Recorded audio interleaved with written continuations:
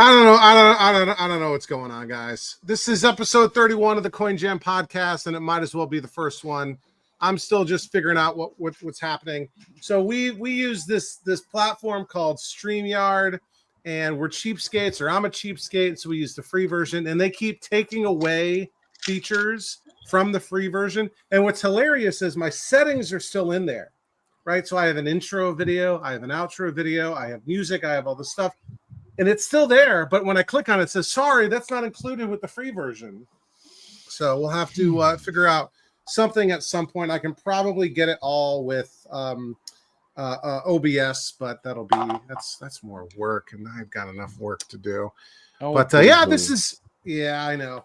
But guys, this is episode 31 of the Coin Jam podcast. As always, I'm Charlie from Overtime Arcade, joined by my three partners in crime, Kay from Prime Arcade, Liam from Retrobotics, and Chance from the Canadian Arcade, who looks like he is in. No, he was supposed to be on vacation, but you're not. This is looks like your house, but like you moved your camera angle. You got some color on your cheeks. Yeah, what's going on, Chance? Yeah, so we were gonna go away to the lake on vacation. A buddy of ours has a cabin out in BC.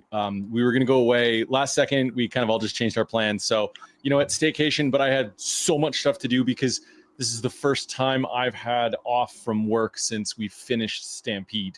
So I built a computer. I did other things. Like I bought a game. Anything arcade related? Oh, you did? Okay. Yeah. Well, we'll get into that in a second. Okay. Yeah. But I'm a little flushed because it's hot in here because I was filming the computer build. What game you bought too? I think you do. I'm flush because it was hot in here. I had all the windows to my office closed because I needed to sound and stuff. I was recording the build of that gaming PC. Anyway, so I'm hot and it's beer o'clock. Oh my God, it's a dog. Yeah. Barely. What's your little friend's name? This is Archie. Archie. I think I knew that. Hey, Hi, Archie. Hi, Archie. Bye. Archie's my best friend. Is Archie responding to his name being called or to you cracking open a cold one? Probably the beer. Yeah, Archie's an alcoholic. We don't talk about it. If you look at my, like, no joke, if you look at my Instagram, Chance KJ on Instagram, there's a picture of him just recently where he's surrounded by empties on this couch. He's surrounded by empties and has a lampshade on his head. It's a different kind of thirst trap. This dog can party, I'll tell you what. Okay, what about you? How you doing there, buddy? What are you drinking? So this is a hard Mountain Dew live wire. Ooh. Just trying it. They had like a 12-pack with 4 different flavors at the gas station, so I picked it up to give it a shot. I mean, it's all right. This is only the second flavor I've tried. The original Mountain Dew flavor I tried. Not really a fan. The live wire's the orange flavor. This one's better. So wait, time out. They make Mountain Dew with booze in it? That's what I was just going to ask. You have Mountain Dew, Texas, man. Oh. It's only 5%, but it's something. Oh, so it's like American beer. Yeah. Oh, okay. How about you, Liam? What is that? It looks a little bit like a Surge, but they don't make that anymore. No, they still make Surge. It's hard to find. Tropical sauce. Okay. All right. Ooh. A sour. That sounds really good. I'm also drinking something that I got from the gas station, a lovely Deer Park spring water. There you go. Keeping it real over here. He's lying. It's straight vodka. It might be like a middle school girl. Yeah. Checking out the live chat here. We've got a bunch of Overtime Arcade channel members, including John Fisher, Mosaic, aka Katru, aka friend of the channel, Steve Lady, Jumping General, Wayne, Mike Hip. We've also got Joel Strahan, who I was chatting with in the comments in my latest video earlier today. So what is going on? Steve wants an interview with Archie. I'm sure we can make that happen at some point.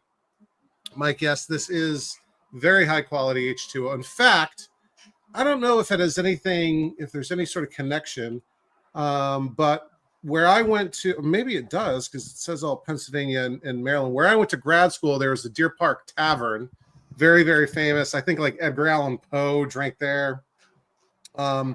And like Mac on It's Always Sunny in Philadelphia wore a Deer Park Tavern t-shirt a couple times. So I wonder if there's some sort of connection. Yeah. The Be Me says, appreciate your work. Thank you, the Be Me. We appreciate you. And yeah, we're rocking and rolling. So we don't talk about that, Mike Hip. No. Archie, No. do you have a headset for Archie? Can we get him wired up? Archie, can you speak? Not go. He wants to whisper here. You can't afford him. Don't make him bark too loud. My dog is sitting right behind me and she'll go nuts. Oh, wait a minute. If I hold him, who's that? Who's that? Who's that? Get him. Go get him, bud. There you go. Hell yeah. There you go. That's what we say to our kids. Stop getting the dog riled up. Love it. You got Archie all riled up. You just say, who's that? And you like even with that, like you could go Godzilla and he would like gone. Now he's mad at you because the coast is clear. It's a false alarm. No, he's checking this squirrel. deck. He's checking that deck. He's going to go downstairs and check the back deck. And there is a dog outside. He's out on my back porch right now. We have a lot of decks and porches and patios in this house. There's like 4. And illegal pools, all kinds of stuff. Did not set that up this year. Oh, okay. We were way too busy with the Calgary Stampede to do anything at the house fun. The HOA/bylaw doesn't want you to do that. Oh, HOA can go to hell. We got RG here sipping on a sour, tracking down an XM201 and a Sharp Nintendo monitor, missing blue. I mean, got to rule out everything there, RG. That could be a tube issue. Don't ignore the fact that it could be a tube issue, could be a color transistor, could be a board issue, could be cold solder on the PCB on the header. I just had one with cold solder a couple months ago. Yeah. Yeah. I got one I got to work on. I got 5. I'm in the middle of working on 5 20EZs, but wow. Yeah. Yeah, I got to do 5 6100s. Wow. Yeah, Liam's been particularly busy. So why don't we start with our updates? You got one of those odd quintuple play choice tins? Yeah. the play choice 400. Well, I'll get into why I got 5 to work on. But Liam, I know you've been particularly busy working on stuff and picking up stuff. Get us, a sweet Mambroso's t-shirt. Yeah. Oh yeah. The official Nice. pizza. I got the hiccups, man. Of Overtime Arcade, of the Coin Jam podcast, and Retrobotics. Only because Hunt Brothers won't return our calls. Yeah, and That's I don't right. understand why they can't put one in a FedEx box and ship it across to Alberta. Can we freeze dry one of those pizzas? You can't afford those tariffs. No, yeah, well, they're your tariffs. Wow. We don't have to pay them. Sure, I don't think you know how this works. But is there any way to get one of those Mambrosio's pizzas up here? Like, can we just cold? Or you could come. You could do this. You could come here and pick one up and take it back with you. He's got outstanding warrants in 17 states. Actually, it's only 14. Is Pennsylvania one of them? No. Then go there. All right, yeah, let's do it. Pennsylvania, Vermont, Virginia, West Virginia, Texas, Delaware. Anyway, it's easier just to count the ones I don't have problems with.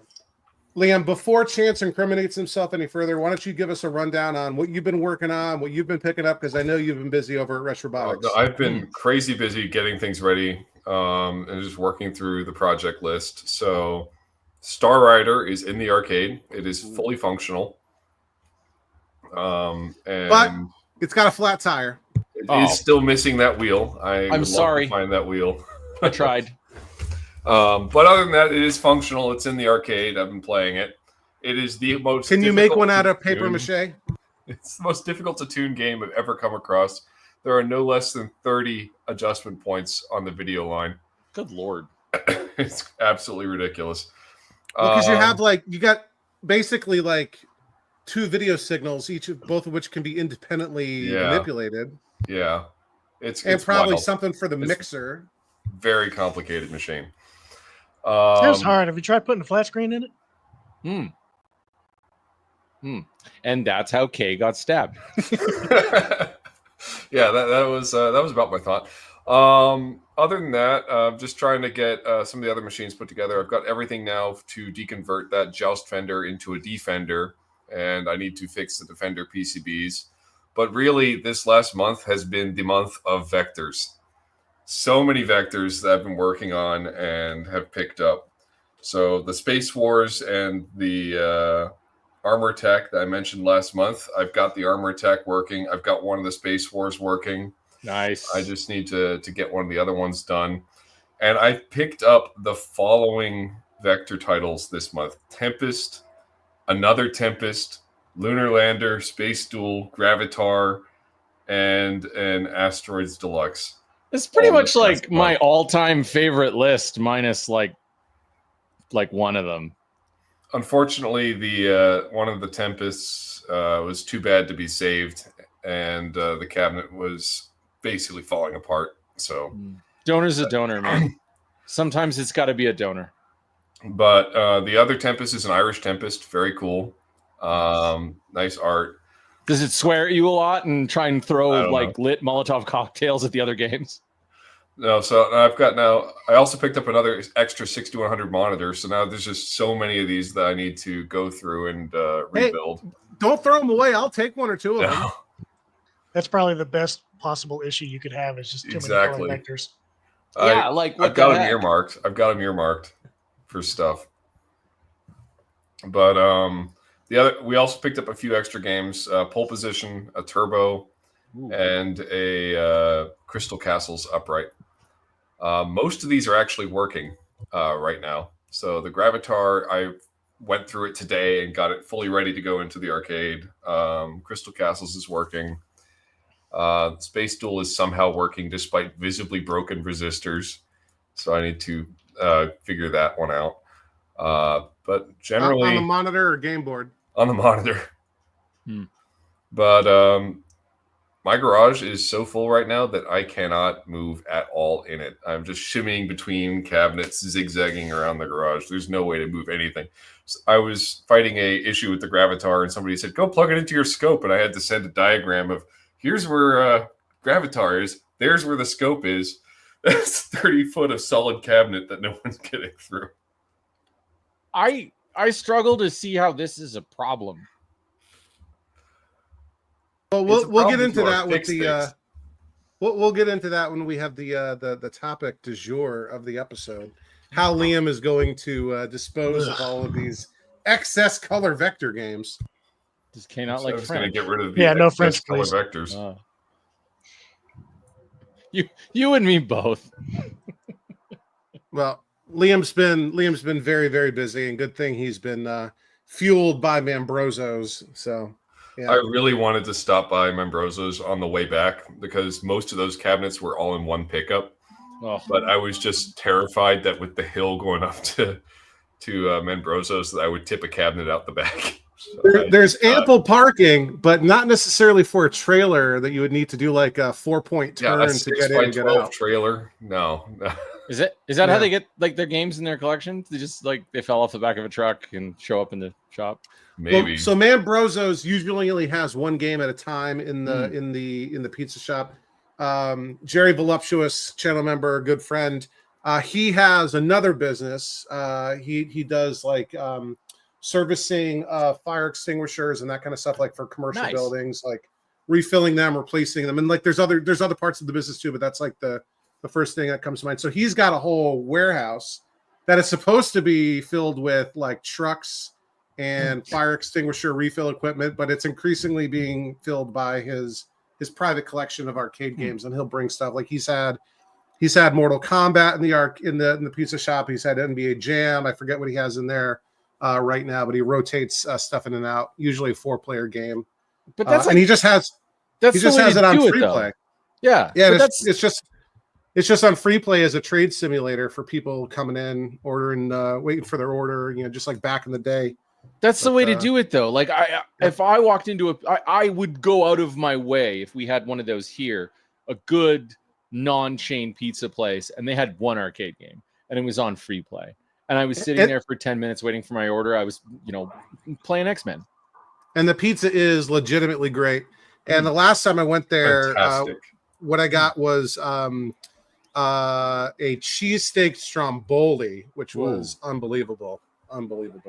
How's So, the cool. classic pepperoni is my question. Because just like It's great. Excellent. Bestseller. Just But like, I okay. will state for the cheesesteaks that it has set a new standard for cheesesteaks at Rambrosa's. I took my wife there, and that is now what she compares every cheesesteak to. Really? Yeah. Mm. They really do it good. right in Philly. Yeah. Well, good Interesting. stuff. Kay, how about you? Have you had any good cheesesteaks or pizza lately? Yeah, you know how Texas is, especially West Texas, is famous for its cheesesteak. Empanadas, though. Empanadas. Well, I mean, yeah. I mean, if you want good Tex-Mex, this is the place for it. So, before I get into the actual thing I'm supposed to be talking about, I want to go on a little mini rant here, just because it's something I just experienced. Look, I'm sorry. I didn't know that she was going to do that. Okay. Oh, wait, wrong conversation. Keep going. Why do so many people, particularly on TikTok, but it happens on Facebook too, which is even more egregious, but why do so many people on TikTok ask me where I am geographically located? I tag my location on every single video I make. It is extremely visible. It's just above my name. It says right there, Odessa. Can I answer this question, or is it rhetorical? It's mostly rhetorical. Okay. I'll Because stand the down. answer is right in front of you. I have an answer, too. You literally don't have to click anything. It's in front of your face. It's TikTok. Speaking of your face, I don't think you realize how handsome of an individual that you are. No, I'm And very so aware, but go ahead and tell all me. these people, they just, they want to shoot their shot. Yeah, man. I understand that. But How do you think? Do you have any idea? Like, we've got 20 people watching right now. Best They're all here for you. episode ever. Yeah. They're all here for you. Papa Sean 69 You're tuned in welcome. from Peterborough, Ontario. He's telling you his location because he wants you to respond with yours. Odessa, Texas, not the point. So if you want to say it's a laziness thing, that doesn't make any sense because there's no effort involved. If you had to click on my name or click on a bio or whatever to lead you somewhere to tell you where I am, you could say that. But you don't. It's literally in front of your face, which is why it's even more egregious on Facebook, because the name of my Facebook page literally says Prime Arcade Sales and Repair - Odessa, Texas. And I will have people comment on my stuff. Where are you located? And they're not asking for an address. They're asking for city and state. Is this still available? Oh, I get that all the time. And that's fine. That's an automatic response. And I have pre-generated responses that I can just type in a couple letters on my phone. In and it'll talks, type we'll out let a you know. paragraph. Is the Popeye still available? I have a Popeye I'm working on, but that's neither here nor there. So am I, technically speaking. We'll get into that. So that's just my little mini rant. There's not really a legitimate answer to that question. People are stupid. That's the answer to the question. But I think generally speaking, a lot of people may be on TikTok. Not all of them, but the vast majority of them. We don't have TikTok in this house for some very obvious reasons. Like, I'm not going to get off on a rant or conspiracy theory here, but we literally banned TikTok on our network. So like, you can't have TikTok traffic if you connect to our Wi-Fi. The missus has a VPN and she's going right around your band. No, she hates it. The only reason Love she'd that. I have might do TikTok that on would my be for network. Taylor Swift. Like it's literally like the most freeing thing ever, Liam. You should try it. None of us would watch Kay, but jobs in marketing and social media. Yeah. Which doesn't TikTok- include TikTok. And by the way, TikTok in our area is garbage. Kay's biggest following is on TikTok, and you just sort of dismissed his entire presence. over 38,000 followers. What you got? Anyway, How many of counting. them are in Texas or within like a 10-hour drive from you? I have enough that I have people that have solely bought my machines because of what they've seen on TikTok, which Fair. is the reason why I continue to do it. That's pretty Not- valid. Yeah. Not saying it's bad for everybody. I'm not saying it. It's not for us. I certainly I don't watch do it you for the on money YouTube. because I don't really get any kind of anything monetary from these videos. It's because it's led to sales that I continue to do it. Did you know that TikTok in Content China marketing. is a completely different app? Like Yes, it's completely different app. different. Like 1,000. If one was like health food, the other one is like a 7-Eleven hot dog that fell on the floor 2 days ago and rolled under the heater. Like it, like, So good. legitimately. Well, if it rolled under the heater, then it's still hot, so you don't need. No, like under the cabinet. That's how you make then- beef jerky. Then you microwave it. Yeah. Anyway, we cut you off. We're so sorry. So anyway, that was just my rant. Onto the actual question that you asked. So the only thing I even picked up within the last month, I picked up a crane machine, which is one that I sold a couple years ago, I think, and I just bought back. And the guy that bought it from me moved it to a convenience store and never plugged it in. So obviously it still worked because they never did anything with it. And when I had worked on it last, I had installed an entire retrofit kit on it. So it had brand new everything, a brand new PCB, wiring harness, gantry, power supply, like everything. It was just an empty shell that I put brand new everything in. So yeah, I bought it back for less than what he paid me to repair it. It was less than what the kit cost. I think I paid like $250 for it. That's just smart business. And that's the price he gave me. I didn't make him an offer. He's just like, yeah, I'll take $250 for it. I was like, I will be there tomorrow. I'm already in the car. Let's go. So yeah. And I'll do it again. Yes, absolutely. Just, you got any more like this? So yeah. Stopping at 7-Eleven and getting a hot dog on the way over. That was a pretty, it was at a convenience store. I bought the hot dog. It had a hot dog already in it. So, I just put a quarter in and picked it up with the crane and then it dropped it directly in my mouth. This is fantastic. So that was a pretty quick turnaround. Just had to clean it up and it's already been sold and delivered. That's the only thing I've picked up within the last month. If you want to look at anything that's recently come out on my TikTok, which obviously you guys won't because you don't support the fam. What's wrong with y'all? You are on YouTube as well. Yes, and I haven't updated anything on YouTube in a while because no one follows my YouTube. Well, I do. It's a pain to. Okay, so my videos don't translate very well over to YouTube because TikTok is mostly sideways. That's the problem. TikTok is vertical. Okay. And YouTube is not. Either film it twice. I'm not going to do that. Yeah, okay, because you're lazy. I get it. That's fine. That's fair. I would be the same way. Film it wide and crop it. Film it wide and crop it. No, I'm not doing that either. Film. Oh. I can't help him. The amount of effort I put into it is already more than I care to. Yeah, fair. So the recent videos. I'm just happy that my best watched videos, my most viewed videos, are actual core content. Not hail in Calgary. Not dumpster diving for TDs. Whoa. Anyone else feel attacked? No, not me. Yeah, my best video is still the Ivan Stewart's off-road. So that only sort of applies to me. Yeah. My second best video is the TV I picked up on the side of the road. But I have videos recently of a Mispack cocktail, Area 51, the Raven pinball, and a Zaxxon. Which, fun fact about the Raven pinball machine, I sold it and the motor dome that I worked on not that long ago to a customer that previously had bought a barbed wire pinball.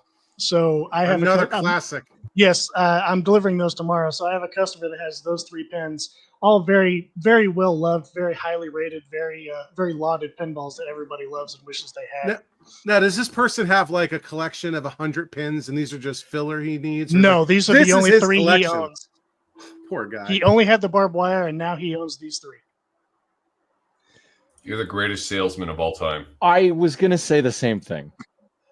He came to the showroom to drop off the Mispack cocktail, the one that I prepared in this recent video because it was playing blind. It's one that he bought from me, I think the same time that he bought the barbed wire like 9 years ago. And I was repairing it for him. And he also has a Gauntlet Dark Legacy showcase that I sold him around the same time that he wanted to trade back.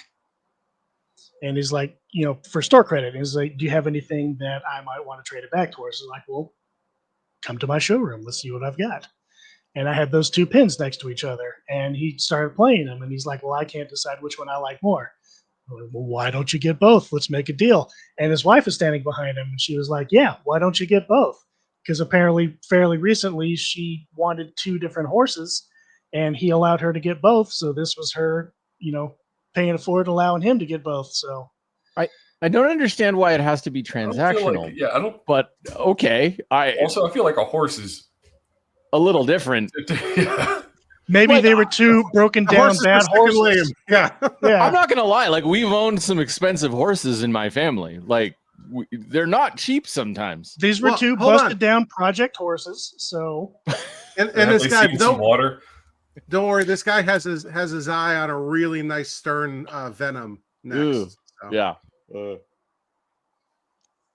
It just goes to show that maybe the general opinion of a pinball might not be someone else's opinion of a pinball, because he played them both. He liked them. I've played them both. I don't think they're that bad. I think there are people who do like Star Wars Episode 1. Star Wars Episode 1's a good game. See, there's not a person horrible. who likes it. Yeah. I'm not going to say I love that game. No, but like, I also like publicly hate a lot of games that you guys like. Like, yeah, and therefore your opinions should not be given merit. Come out and say you like Star Wars Episode 1. It's not. I'm not saying I like the game. I'm just saying it's not garbage. Like, there are some games out there that are hot garbage. It is not one of them. It's okay garbage game. To the point that this is the game that killed pinball. If Space Shuttle is the game that saved pinball, Episode 1 is the game that killed pinball. I disagree. I feel like it was about to die before that happened. It was dying, and it was the nail in the coffin. Revenge from Mars came along, and that was good. And then they came out with Episode 1, and then nothing. You can't put the fate of an entire industry on the release of one Pin 2000 game. You just can't. You can put it on because you can say if a game can save an industry, a game can kill it. Okay, so then by that logic, in another world, if they hadn't done Pin 2000 and if Cactus Canyon and whatever was next, which I can't think of. There was something else next. Wizard Blocks. Would that have saved pinball? I think not. Maybe it was a Pat Lawlor title. It was gonna be good. It would have been good. Anyway, I think the main complaint about Raven is it only has one ramp, and it's nearly impossible to hit because you.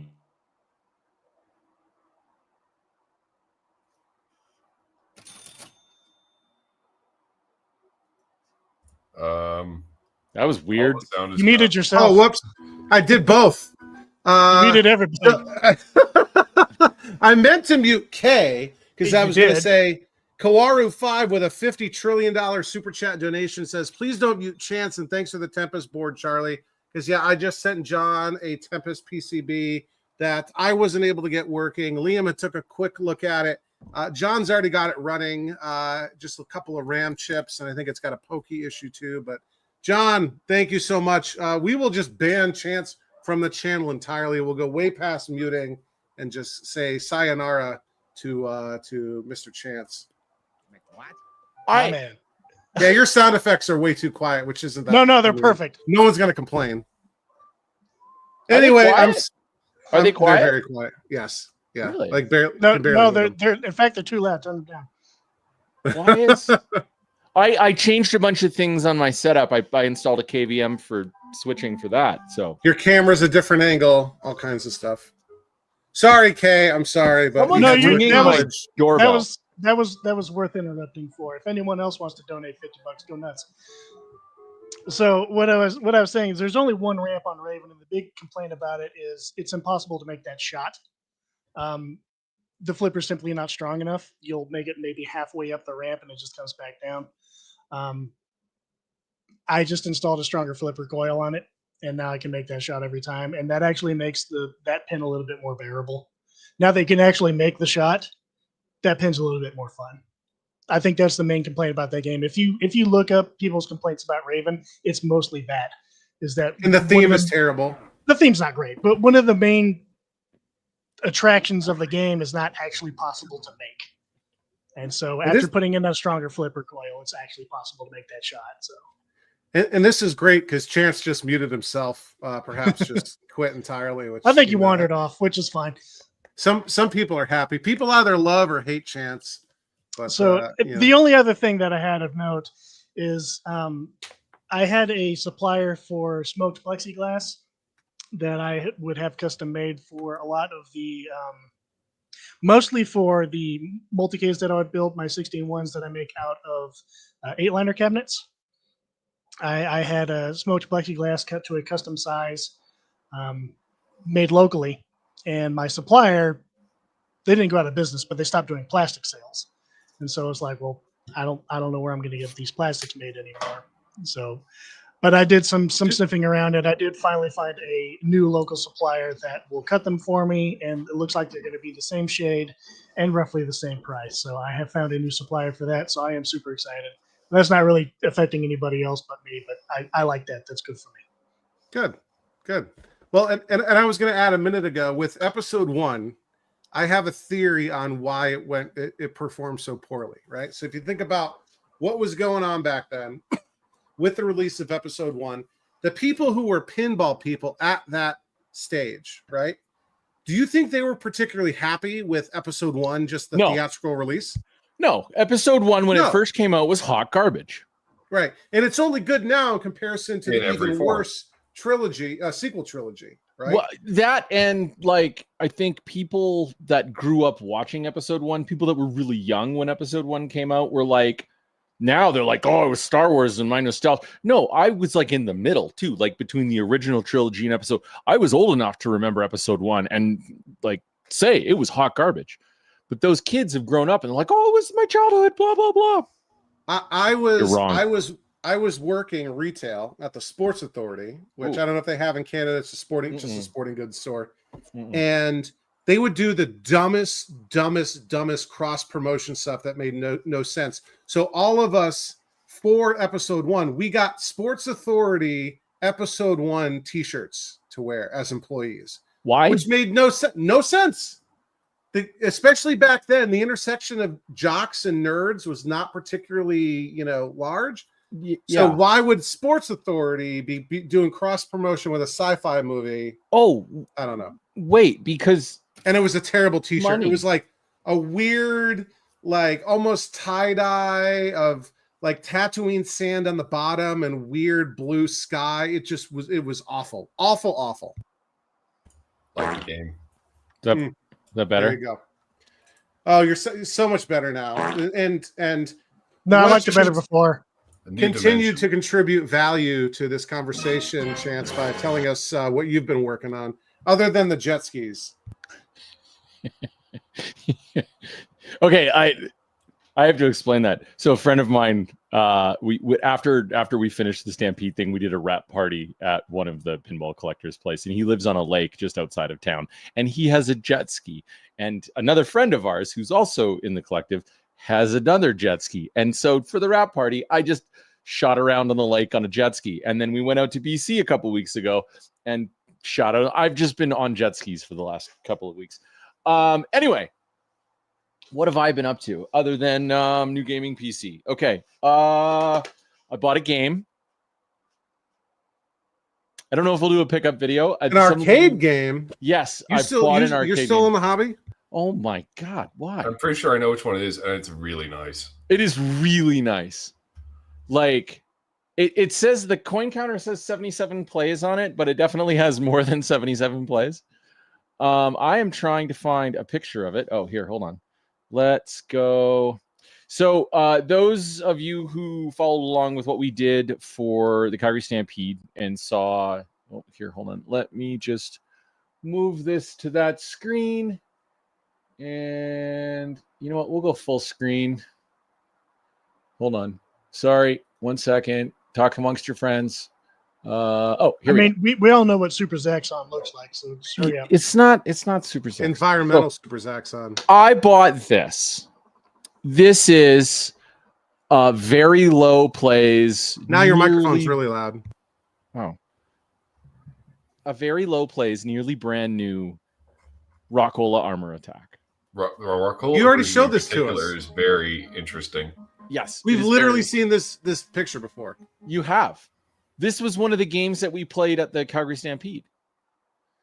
So this game is like I said, the coin door says 77 plays. It's not 77 plays. but I can tell you that this game is in immaculate shape.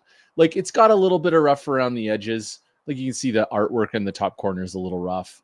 Some of the, there's some wear on the sides, but it's a Survivor. A Survivor is an understatement. This is the cool part. It has 77 plays on the coin counter. Now, I know for a fact that there's probably another 150 plays on there because that's how many quarters I pulled out of it over the course of a 10-day period at Calgary Stampede. But this game is phenomenal. The coin counter doesn't work? I think the coin counter doesn't work. So 77 plays on a broken odometer. Or maybe it's been rolled. Chance is buffering. Don't worry. Oh, the game was so clean inside that like I would have believed the 70. Anyway, I got it for a really good price from Nitro Pinball in Calgary. Dan still has a couple of games left over that he's trying to sell. That Pioneer Balloon is still up for sale. I thought Taylor wanted that one. Yeah, but he didn't. I don't think he wanted to pay the price. I priced it out based off of a couple of different other threads and the Vintage Arcade Gal Vag price guide. And it's still up for sale. And there's a Warp as well, and PGA Tour Tournament Edition. But anyway, so over the weekend, I've kind of been having Dan hold it for me for the last month and a half. And then I kind of had a down payment on it. And then I walked into a shop yesterday and I said, here's the rest of the money. Drop the cash on the glass. Yeah, pretty much. If, an internet e-transfer is dropping cash on the glass these days. But no, so really, really happy. It's not here yet. It's in transit. I'm going back to work in a couple of days, so I don't have time to go get it. So is the board, is it a Cinematronics board? I don't know. I think so. Like, did Cinematronics provide the boards for the Rockola armor tax? I don't have an answer to that. I've never actually looked. I can tell you one thing though. I have the cocktail of that game downstairs in my basement. That is actually wild that you have two Rockola armor attacks. It's kind of weird. Well, technically speaking, I have one because the cocktail armor attack that's sitting in my basement that we did a Canadian Arcade pickup video for something like, I don't know, 5 years ago, is owned by Brian from Paradise Arcade. Brian, if you can hear me, come and pick up your game. We ship it to you. I don't know how, but Brian, I've got things I want to build in my basement and things I want to do with this space. It can live here rent free, man. But now there's another version of it, the upright, which is the one I really wanted myself. So yeah. Yeah, back when the Canadian Arcade was an active YouTube channel. Yeah. Hey, don't be a hater. We're busy. I can't give any shade there. I haven't made a video in forever. Thank you. Well, Charlie's such a mean guy. You did do something else arcade related recently that you shared with everyone on the Overtime Arcade private members only Discord server. Can you tell us about that at all, or are you still NDA? Oh no, man! The episode's aired, so it's not just me. It was Josh and myself, and technically Vanessa, my wife, was involved in it too. She get like on-screen credit? No, we didn't even get on-screen credits this season. I don't know why. It's weird. There's only like 10,000 people that get listening credits now on all Netflix. Well, our credits on that show are actually pretty truncated. We don't list every single. Like if you look at a call sheet for My Life with the Walter Boys season 2, there's like 150 to 200 people on there, and there's like 40 people that make, in the production crew that make. I don't know if you've ever done anything for like Amazon Prime Video, but you watch something there. Literally, the credits are 15 minutes long for a single episode of a TV show. Sometimes, it's like everyone that's ever done any sort of translation work for an international version, just literally everyone. Yeah. Anyway, so we did Josh Brown from the Canadian Arcade and I were the playback supervisors on My Life with the Walter Boys on Netflix. What that means is basically anytime you see a phone or a TV or a computer or an arcade screen or anything like that, or like a scoreboard on a football field, because we did that for season 2. Anytime you see that, that's actually us behind the scenes, like faking it for the camera, so we can infinitely repeat it when they do resets and takes. And it's all program stuff. It's all pre-programmed fake stuff. Anyway, long story short, one of our specialties, because we did The Last of Us arcade in season 1, one of our specialties is building an arcade. And so we built not a substantial arcade, but a decently small arcade, 12 games, on a set in High River, Alberta for season 2 of My Life with the Walter Boys. It's a young adult TV show. It's actually not bad. I actually Kind of really like like Dawson's Creek. Kinda, but like better. Hot take. But I mean, like it's kind of like if anyone watches with their kids, what is it called? The Summer I Turned Pretty. It's similar to that. Anyway, it's good. I have no idea. I don't watch TV unless it's Cheers or Married with Children. Yeah, that's Like fair. the WB. But this season's pretty cool, and all episodes have dropped on Netflix, so you can go watch them after the podcast if you really want. Anyway, we have a short scene, a very quick scene where Ashby Gentry, who plays Alex, he's on a date with his bronc riding instructor. She, Brooke, what's her name? Can't remember. They go to an arcade and they go play darts, and in the background is a row of arcade games and then a bunch of other arcade games. So, and yeah. So, and that episode was directed by Jason Priestley from Beverly Hills 90210. So, do the producers know about your little Easter egg? Is that authorized? I saw that immediately. The one that says new game. I don't know what No, you're talking about. For the Easter egg on the Out of Order Street Fighter 2. Well, you know what? Fun fact: the Street Fighter 2, the Great 1,000-Mile Rally, the Make Tracks, and there was one other, didn't make the cut. So when we film something for a movie or a TV show, like that sequence where they're in the arcade, it's probably like, I don't know, you break it down, it's probably like 5 minutes of the episode, 6 minutes of the episode, broken down over small parts throughout that part of the episode. That took us a whole day, like, to film that. And we film it from like different angles multiple times. We do a wide first, we call the master, and then we go in for coverage, and we change it up like a whole bunch of different things. You throw a bunch of stuff at the wall until you get what sticks. And then as well, that set, like the set decoration department, Jason Coxworthy, amazing job at what he does. Him and his team, they dressed, it's in High River. It's an old mall. It's a friend of ours that has like a pool hall and whatnot.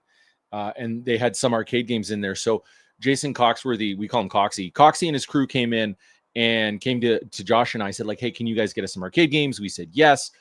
We brought a bunch in. They had a bunch there on location already. We kind of just dressed it all up. And there's so much to that space. And just to give the actors and the producers and the directors options when the production crew lands. So like we could view it from all different, you build a world and then you let the actors play in it.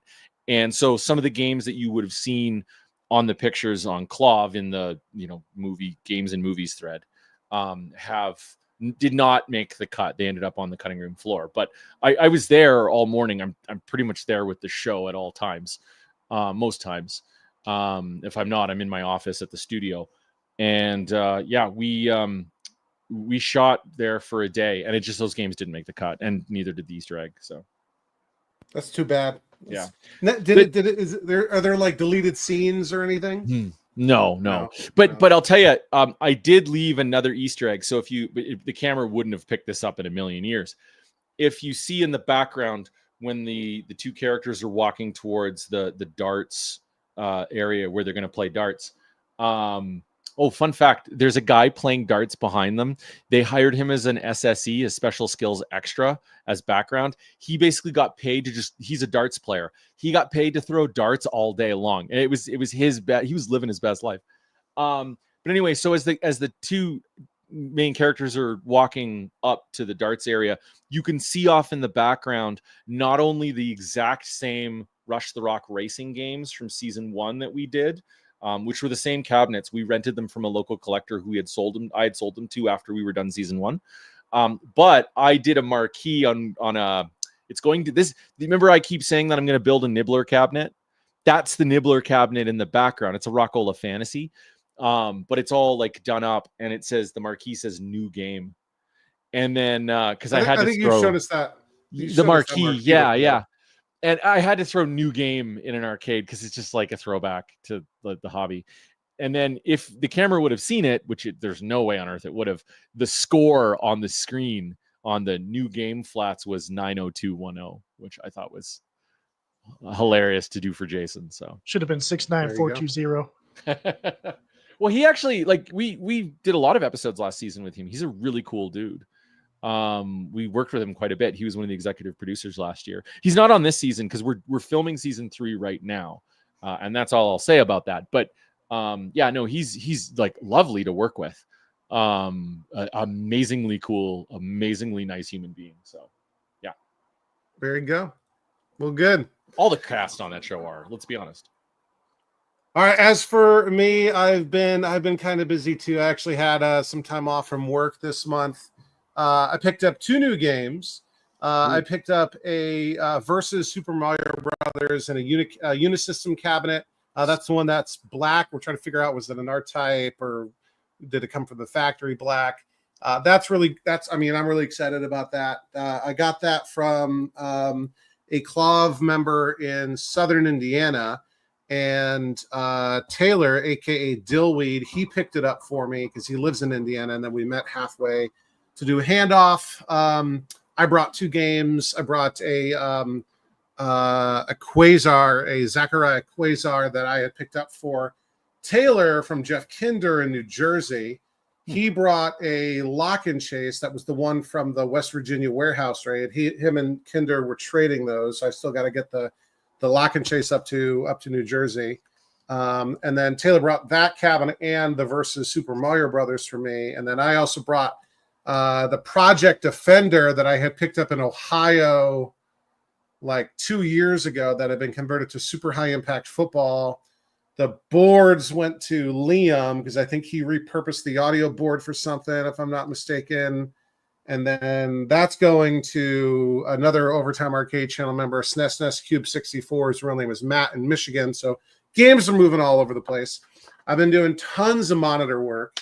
I fixed my second ever Matsushita monitor. I think Liam just got his first one ever. So I fixed that. That was a pain. I fixed a K7000 19-inch. I didn't even show this on the video. I showed it in the Discord. Completely shattered the horizontal width coil, and the horizontal width coils on K7000 19 inches are unobtainium. But fortunately, I had a parts board I was able to harvest one from. That was in the Pac-Man upright I was working on. I've got 5 20EZs to fix. I finished 2 of them already, 3 to go. So 2 of them are in the dual system cabinet that I picked up last month. I haven't touched those yet. The 2 that I fixed are actually for the guy, my buddy Troy, not Troy's Restorations, a different Troy that Liam and I know. He sold me the dual system cabinet for a great price, but the deal was, hey, I want to keep the monitors in them. And I figured, hey, no problem. I've got 2 spare 20EZs at home. That's fine. I already have monitors for it. But as we were starting to take the monitors out of the dual system, we're like, this is a lot of work. There's all this cardboard that's like, shrouds, and it's like taped in and all this stuff. And I'm like, dude, let me just take these monitors and I will owe you 2 20EZs. So he doesn't know this because, like, I basically was going to give him 2 untested because he was giving me 2 untested 20EZs. But I completely rebuilt them, cap kits, everything out the wazoo. New pots were needed, all that kind of stuff. One of them was pretty easy to get up and running. The other one, I knew that the chassis PCB was cracked in 2 places when I started working on it. And after 4 days of working on it, I realized it was also cracked in 2 other places. Just tiny hairline cracks, the kind that the continuity will change if the board is flexed at all. Cool. So I got all that done. I fixed a whole bunch of traces, but it's working perfectly, beautifully. Hooked it up to a rejuvenator, make sure that the tube was good. So sound amps are rebuilt. I had those running for a couple hours each on the Versus Super Mario Brothers. So those are good to go. Got 3 more left to do. 2 that are in the in my unit dual system. The one that's in the Popeye, I still need to do. I'll probably do that as a video. I figure I'll fix 4 and they get really good at them. And then so I can do a maybe cap kit in real time for the Popeye. And then I also have somebody was talking earlier about the Sharp XM2001N. That's the monitor that came with the Super Mario Brothers. That one, there's caps that are falling off of it. The chassis wasn't even mounted properly, so we'll see how that one goes. Yeah, I've had monitors coming out of my ears, but that's fun for me. I fit it. Go ahead. That's Super Mario Brothers. Did you say that was was it a converted Donkey Kong or was it an actual Versus system unisystem? We're not 100% sure, right? No. But like, is it the MDF cab or is it like an old Donkey Kong cabinet? No, it's complicated, right? And clearly you haven't watched the video. So I haven't had time. No, it is sorry. So I think it's a black unisystem cabinet. But unisystem cabinets didn't come in black; they came in gray, right? That exact same style cabinet was released in black for R-Type and for single monitor Play Choice 10s. But there's no evidence of that cabinet was ever anything other than a unisystem. It has a unisystem serial number tag, and in fact, it's a dedicated unisystem tag because the conversion kits, the serial numbers end in PAK for pack, because that's, Nintendo called them packs, not conversion kits, right? Mm-hmm. So it's got a dedicated tag. It doesn't have the screw holes where the counter would have been mounted for a Play Choice 10. There's no signs that it was ever anything other than there's no signs that it was an R-Type. So if it's possible that it was a down converted, like a reverse conversion, right? From an they R-Type, probably had a spare cabinet in there and they were like, just throw it in. But the timelines are weird if you look at the production times, because the single monitor unisystem cabinets were like 1985. Yeah. R-Type was a 1987 release. Yeah. The single monitor Play Choice 10 was a 1988 release. So there isn't like an overlap of production runs. Where did it come from? Indiana is where I got it from. So anyway, so maybe it was painted, but like the artwork, the unisystem artwork on it is perfectly aligned, right? It does not look like a fast, sloppy conversion job. Anyway, so the jury is still out. So I probably need another 20EZ because right now my Mario Brothers cabinet has a K7000. So if somebody out there has a spare 20EZ, I would take at least one 20EZ. I'd actually take 2 if they become available. Let's see. I finished fixing up the Pac-Man upright. The monitor needed some work. I left all the cosmetics alone because there's nothing like damage. It was just a lot of patina, wear and tear, hand wear on the artwork, on the control panel overlay. I put new T-molding on it. I fixed the monitor. The board needed repair. Had a graphical issue and the sound amp was dead. And then I blew $20 worth of fuses trying to figure out what was going on. It turned out to be a shorted speaker. I haven't shown this in a video yet. I fixed the boards in my Leland quarterback where all the colors were washed out. It was actually a board issue, not a monitor issue. I tracked that down with the help of Charles Klein and Ty in the Discord. They helped me out with that. And lately I've been working on just today the J-Rock Multi-Williams that I'm building out of an old stripped empty Joust cabinet and the Outrun Mini that literally my kids are asking me about. Whenever they see me working on something else, they're like, when are you going to work on the Outrun?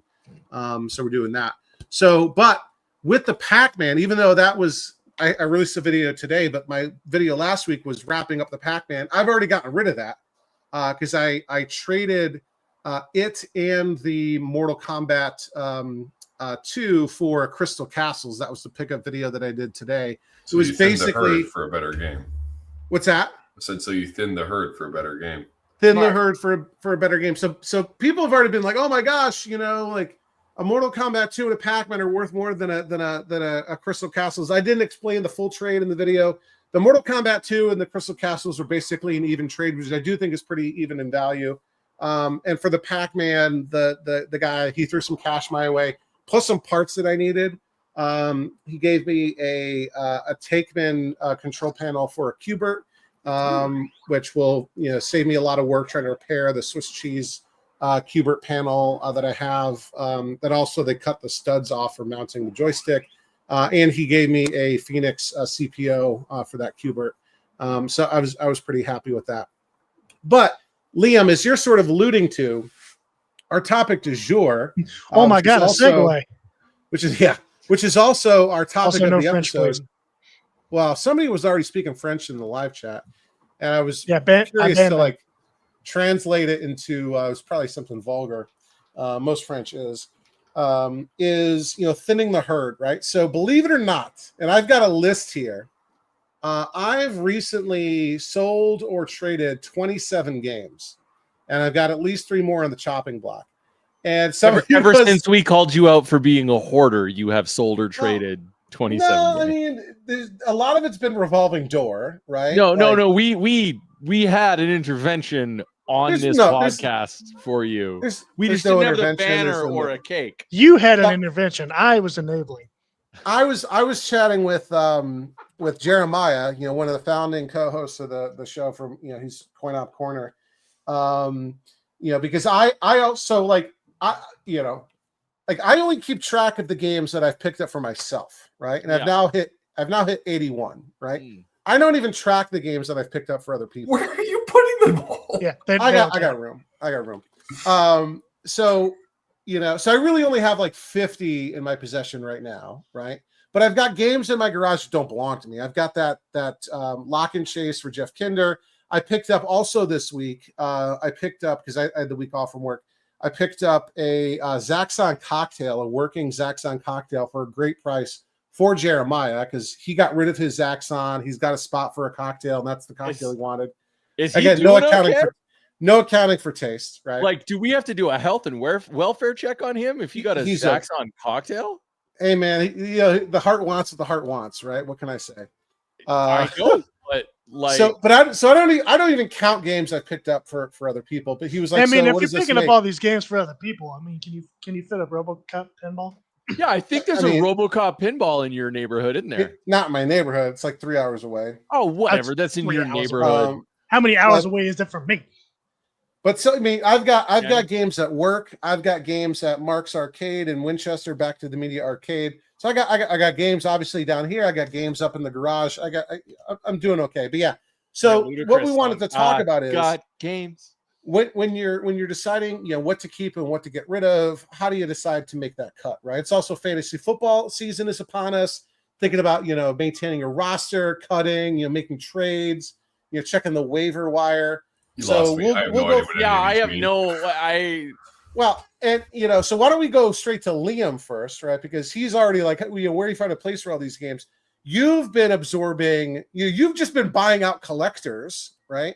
So when you're thinking about now, you're in the kind of like optimization phase, maybe, right? So in your collection that you've got here, are you colonizing other rooms of the house? Are you going to be getting rid of games? What's the plan there? A little bit of both. Colonizing other rooms. That's such a white thing to do. Just like, you colonizing? I am an English citizen. Colonizing is part of what is that heritage. Spreading culture. But, Manifest destiny. We are putting a few games in the bar area. Space Invaders and Galaga.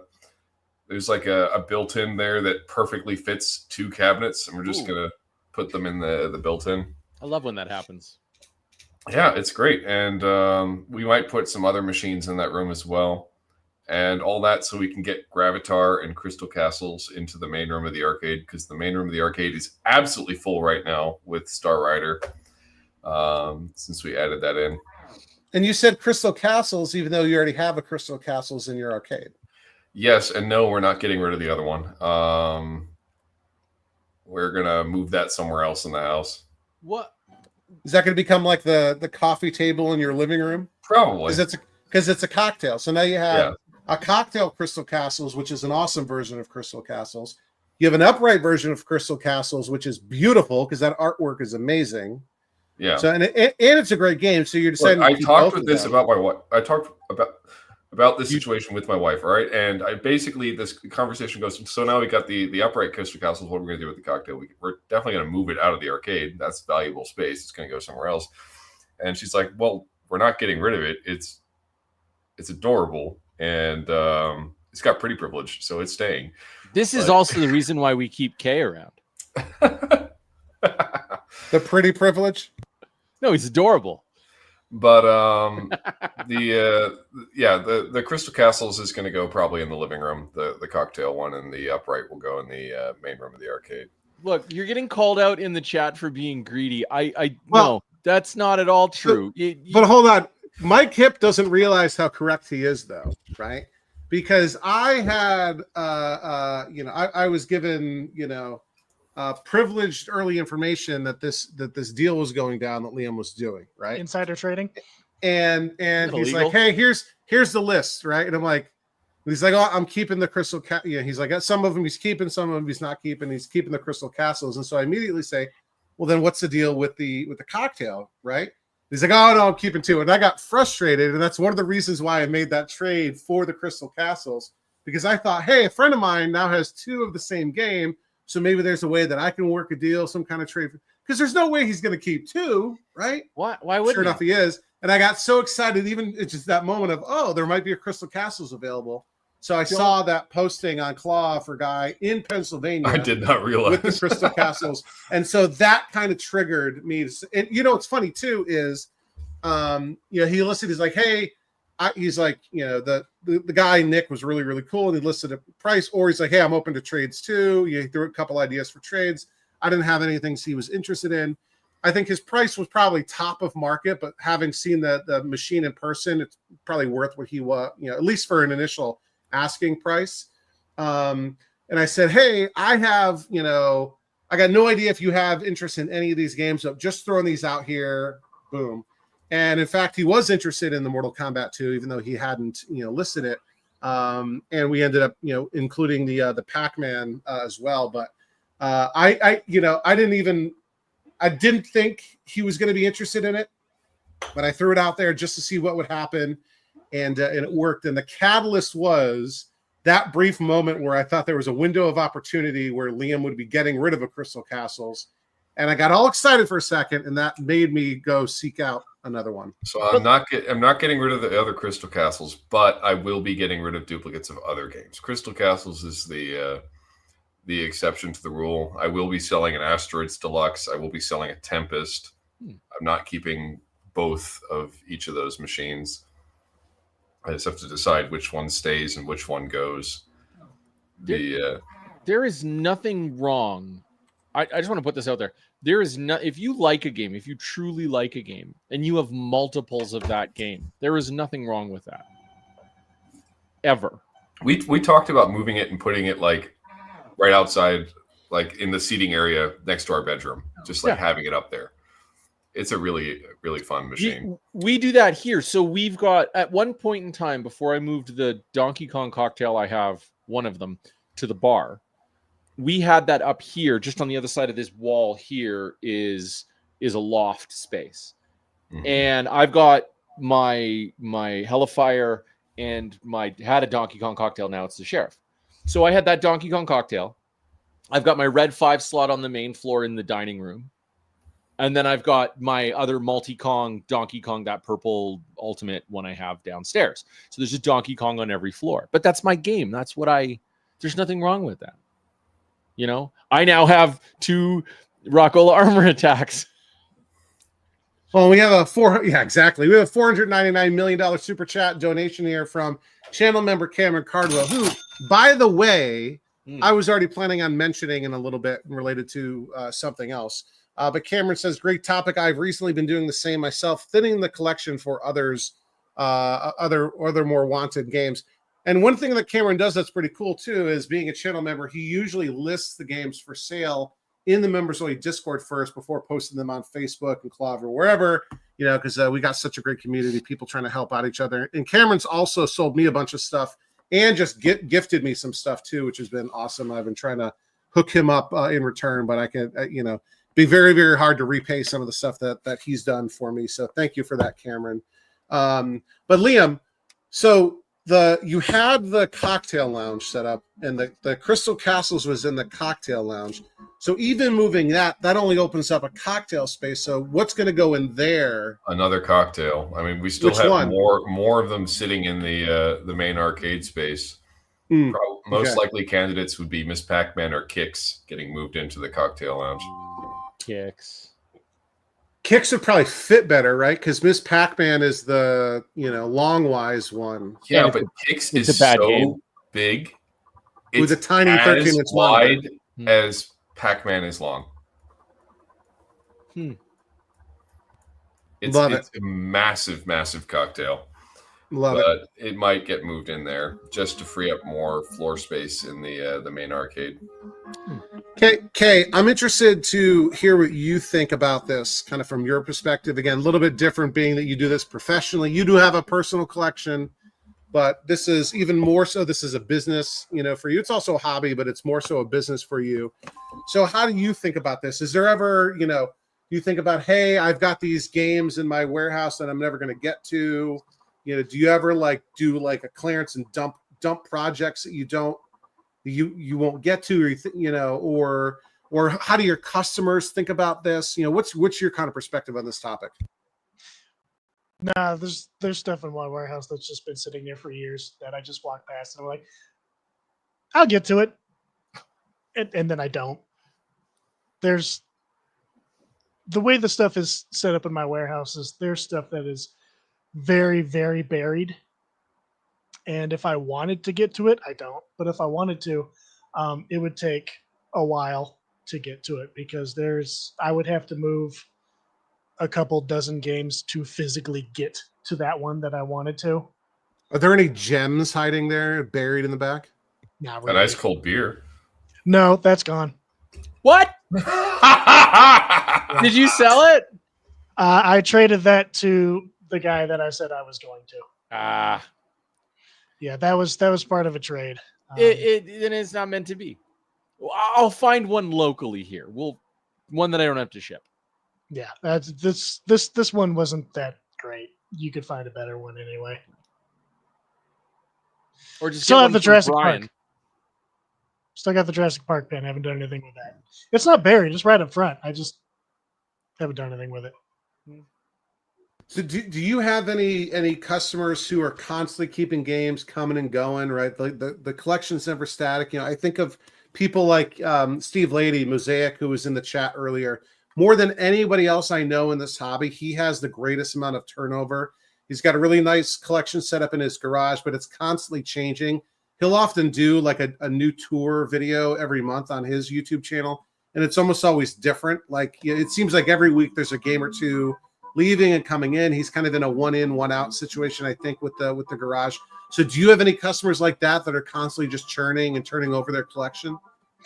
Not really. I don't have a whole lot of customers that have sizable collections.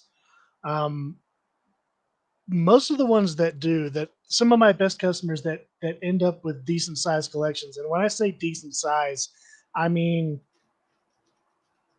20 plus machines.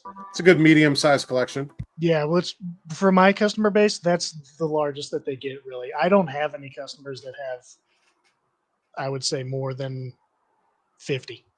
Oh, wow. I don't think I have any customers that have anything like that. I do have some customers that have close to that. And they have those are mostly pinball guys. And they didn't get all that stuff from me. That's just people that I come across that, they need a repair or two. And I show up and I'm like, oh, you've got a lot. Okay. And they maybe picked up a thing or two from me, but for the most part, those are collections that they found elsewhere. And I just walk in and I'm like, oh, okay. All right. But my better customers are people that they didn't have any machines at all. And they started slowly buying from me. And over time, their entire collection just came from me. And now they have 20 plus games, and almost every single one of them they bought from me. Nice. And for the most part, they've held on to every single one of them. Well, because I think this coming and going thing is perhaps more prevalent, more common with pinball collectors, right? Mm-hmm. There's a lot of pinball folks that constantly have games coming and going. I would say it's a mix of that, because like I've got some really good friends that are pin only, and they'll have this is my, my 10 pins that I absolutely love. It took me forever to get this collection, and they just play that. They don't rotate in and out, right? But then that's opposite can be true. There are some guys that I know and have known that have just like, when one comes in, one goes out, and it's like every other week. Yeah, I feel like our collection has very little turnover. Once something makes it into the game room, it tends to stay there. Things that have been only in the garage have come and gone a little bit more easily, but stuff that makes it into the game room, I think only like 2 machines that have made it into the actual game room have been sold. Magic Sword, and what was the other one? It was X-Men and the Asteroids Deluxe Cocktail. No, I thought there was another one. Was it Magic Sword or something like that? Or Gate what's of the Doom. that Gate of Doom? Yeah, I didn't sell the PCB or the marquee. I kept all the guts. I just sold the cabinet. Oh, so well, the X-Men doesn't count because you got rid of a 4-player to make room for a 6-player. Yeah, and I got rid of the Asteroids Instead of- Deluxe to make room for an upright. Instead See, of that's- linking them to make a 10-player X-Men. That's one of those games that that's one of those games that you would never own both. Like there's no sane reason. The game's great. It's one of the best, but like there's no sane reason to have. What if you have a 10 people that 6-player want to program. play X-Men? I mean, That's You have excessive. 10 people that want to play a single game, go get Killer Queen. and then you have a contest to see, okay, well, which group can beat X-Men first? It's about I don't know. The I don't. Go ahead. Go ahead. No, you. The only real experience I have on this topic is when I very first started the business, I was doing it out of my 2-car garage. And I originally had the intention of having these machines in my garage as a collector. I was doing this just kind of as a side gig to fund buying these machines for myself. And so I did have a small collection of like a Time Crisis 2 and a Virtua Cop, and the Gauntlet Dark Legacy showcase that I mentioned that I'm going to be picking back up tomorrow was originally mine as part of my own collection. That was something that I let go of for space reasons, and also because it's just one of those things that you think you want and then ends up in your collection and it just doesn't hit the same as it did whenever you played it in the arcade. It just doesn't justify the real estate. And I think that's a lot of the reason some of the games that I had previously ended up leaving my collection is just because it didn't really hit like I thought it would. Some of those games I thought I wanted. I have super massive nostalgia for Gauntlet. I played Gauntlet a ton as a kid. And when we started collecting, Gauntlet was one of the machines that I really went out of my way to find. And I have one. It gets played very rarely because Gauntlet does not do well when you can just continue infinitely. Yeah. Gauntlet on free play is different experience. Gauntlet Dark Legacy was the same way. As soon as you can just sit there and kind of just blaze through it, the appeal is gone. It's nice that there's a 4-player machine available and obviously the X-Men as well. But we usually don't have 4 people to play it, and when we do, X-Men gets gravitated towards. I loved having Time Crisis 2. Whenever I would go to the arcade, I had the game more or less memorized. I loved going through it and 1 credit clearing it and stuff like that. Whenever you've got it at the house, like you can only do that so many times before it doesn't justify the space anymore. Why continue to keep it? Hey, Chance, tell me what's driven some of the churn in your own collection? What games have, left that you thought maybe you would keep forever, but something else came along? Was it a matter of you've only got space for so many? And how have you sort of approached this? I mean, like I'm a bit of a different animal with this. Like games come into my collection. Like I'm not a habitual collector. Is that the way to? I always had a short list of the games that I wanted to see and that I wanted to own, like see when I walk downstairs. There's only 2 reasons a game will come into my collection. One, because it was on that list, or two, I discovered it after the fact and I'm like, oh, this is awesome. I need to own this. For the Like most part, Sheriff. Yeah. Well, I knew of Sheriff when I first started collecting, I'm but it wasn't gonna like second that list though. That is our strategy also for collecting. But it's like if you run out of that list, you run out of things to collect. So it's nice to, other things show up if you stay in the hobby and it stays relevant. But I mean, there's very few things that. Okay, I'll give you an example. So when I first started collecting, and I had no previous experience playing Centipede, I was like, cool, Centipede. Everyone's like, oh, do you have a Centipede? Do you have a Centipede? And one came up for sale, and I went out and got it. Cody and I went and picked it up. A couple of months later, the Sheriff opportunity showed up. And I was like, that Centipede was out the door so fast. Like, it went to a collector in Edmonton, like 4 or 5 hours away. Like, I couldn't get that out of the house quicker. I just didn't like it. It wasn't my thing. I think that's really it. It's either the game's on my list for nostalgia reasons or it's cool. And I know it's cool because I've played it. Or I find a game that I really like and it's cool and I want to add it. But that third kind is the, hey, everyone says you have to have it, or, the odd game that, your friends absolutely love. So yeah, I'll bring that into the collection. I did that with Street Fighter. Our buddy Jeff Atwood, huge Street Fighter fan. So that's why I brought my first Street Fighter in. It's now at the bar because, he doesn't come over and play it all the time, but we put it at the bar so other people can enjoy it. But other than that, if it goes into my basement, it's pretty much going to stay in my basement with a couple of notable exceptions. Like I got rid of my Eldorado EM pinball machine. That had some sentimental value. We've talked about that at length. I wasn't feeling it. It was weird. Like I kind of had to make room. In retrospect, I didn't have to make the room. But like, I wanted over it. Like I almost got rid of my Sky Skipper. Almost. I was swearing out of rage, pure rage. Oh, yeah, you work on a project for 10 years and be lied to the entire time by the guys who are running it. Like, I was so done with that. Yeah, it was a joke. Like, the game, and again, just so we're clear, the game Sky Skipper sucks. But I'm a huge Rare Nintendo guy. I love that. So, and there's some news coming on that in the next little bit. I won't get off on a tangent. I feel that if it's really and truly, if it's going to go down into my basement, it's going to stay in my basement for as long as it can. Yeah, because getting games out of a basement sucks. Well, yeah, that, and especially midway cabinets. But I've got a bit of a walkout. 90s midway. Yeah.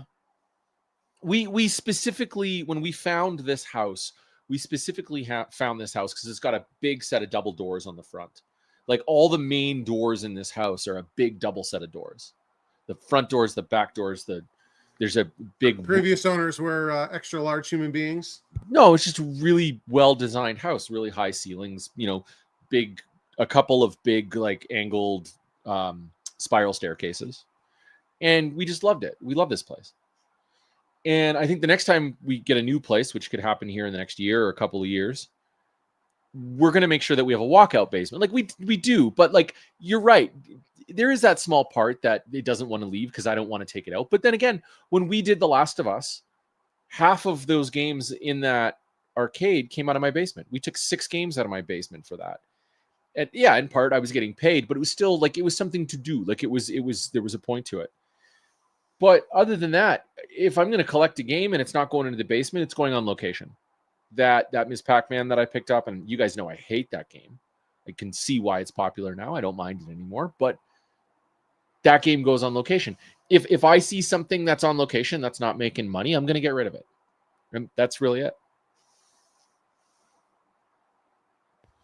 Well, so I've had, each of these is like a slightly different story, right? So like I mentioned, I've had 27 games leave the collection recently for a bunch of different reasons, a bunch of different ways, including some that I took out of the basement. So going through and thinking of these, right? So I got them sort of grouped into different categories or where they went, right? So 3 of these went to, that permanently went to, as I sent more, but 3 of them went to permanently back to the Media Arcade in Winchester, Virginia.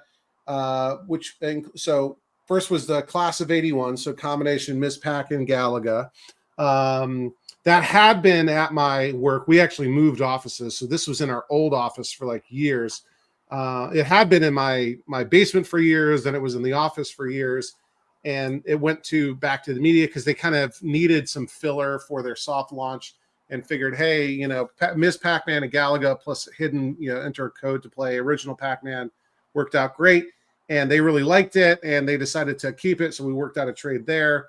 The Primal Rage that I got, I can't even remember now. This was like, it was like during my kid's basketball season or something. Got it working. The guy ended up giving it to me for free. He was like, it was like a divorce situation. He was getting out of his house. This was like the last day. He just was happy to see it to go to someone who actually cared about it. That's what So I feel like Primal Rage is worth, honestly. Wow. I cosmetically restored it and then sold it. And that's been an exciting one at the art. And it's I think it's better to be in a public arcade than in a private collection, because you will get tired of Primal Rage very fast if it's in a private collection versus it's something that people will go and put a quarter or two, if it's free play arcade, but they'll play a couple games of Primal Rage because it's cool. It's got the dinosaurs, and like, I think like parents feel a little bit better about it's a bloody fighting game, but it's dinosaurs fighting each other, not humans or something akin to humans. And you know, when I got the 2 Qbert cabinets, I was always going to fix up one for Mark, so he got the J-Rock Qbert. So those are the first 3. 4 cabinets. I just decided to get these out of my face, and they went to channel member Mike, who was in the live chat. He might still be there. So this was the Zaxxon that I accidentally bought. Right, so it was converted to Rastan or Rastan, however you say it. And I kept the PCB, but I sold, and I think I might have kept the monitor too. But I did I sell the cabinet or give the cabinet to Mike? Because a couple of these I think he gave me cash for. A couple of them I might have just given them to him for free. I was hoping that it was not a Zaxxon because I didn't have any pictures of the sides. I was hoping that it was like a Sega Converticab or, you know, maybe like a Sega Color Vector originally, but it was unfortunately, as soon as I got there, literally I drove up and from the outside I could see the Zaxxon side art. The Golden T99 cab that I also got for free. That wasn't an IT, Incredible Technologies. It was an Angle Manufacturing, the sort of squat green cabinet. And I gave one of my Pac-Man minis and my Ms. Pac-Man mini. I think I sold one, gave him I can't remember. Some of them he paid me a little bit for. Some of them I gave, I think I gave for free. But these were like, hey, these are duplicates. At one point I had a Ms. Pac upright, a Ms. Pac mini, a Pac-Man upright, and 2 Pac-Man minis all in my garage at the same time. That was too many, so I moved on from those. The next 2 went to Jerry Voluptuous, who we mentioned, Ambroso's Pizza. He traded the Mortal Kombat 2 that I got for the Superman, because he's a big superhero guy, Superman guy. And I also gave him the Moon Patrol cocktail that was a mess of a project. Because I had gotten a Moon Patrol upright project, and so I figured out, you know, I would rather have the upright than the cocktail. So that's where those 2 went. 2 more traded to Dillweed. This is now last year. Armor Attack and Depth Charge, both of which are good games, and a little bit of me wishes I had kept those, but I think those belong. They're a little bit of a better fit for Dillweed's collection, especially the Depth Charge. I mentioned the Defender project. That I actually gave to Taylor. It's now been picked up by Matt SNES Cube 64 because I got another Defender in better shape. Right, this one was painted black and whatnot. The next 2 all went to different folks. I traded the Future Spy project that I got for next to nothing at an auction to Jumping General, another channel member that was in the live chat. He actually worked with Ron and Joe from Joe's Classic Video Games to get that up and running. He really likes that. He's happy about that. I was mentioning earlier that I was working on my Outrun Mini. I had a second Outrun Mini that I sent to Cameron Cardwell. I shipped it to him via Fastenal. I know he's pretty happy with that. My extra Bubbles cabinet, the one that was termite infested, because I got this Bubbles. This Bubbles I got from Market Back to the Media. I think it was the trade for the Qbert. I think that's how we worked out that deal.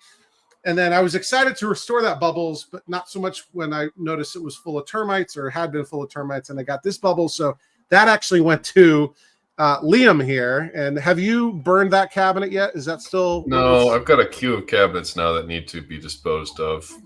Make sure you film that, because that will perform well in a video. Friends don't give friends termites. Like, I don't understand. There was no termites in the cat. Have you seen a live? No, it's dead, that cabinet. Exactly. I bug bombed it. I did all kinds of stuff. So yeah, that went to Liam, and then I had the Sonic asteroids that I got from the warehouse raid in West Virginia.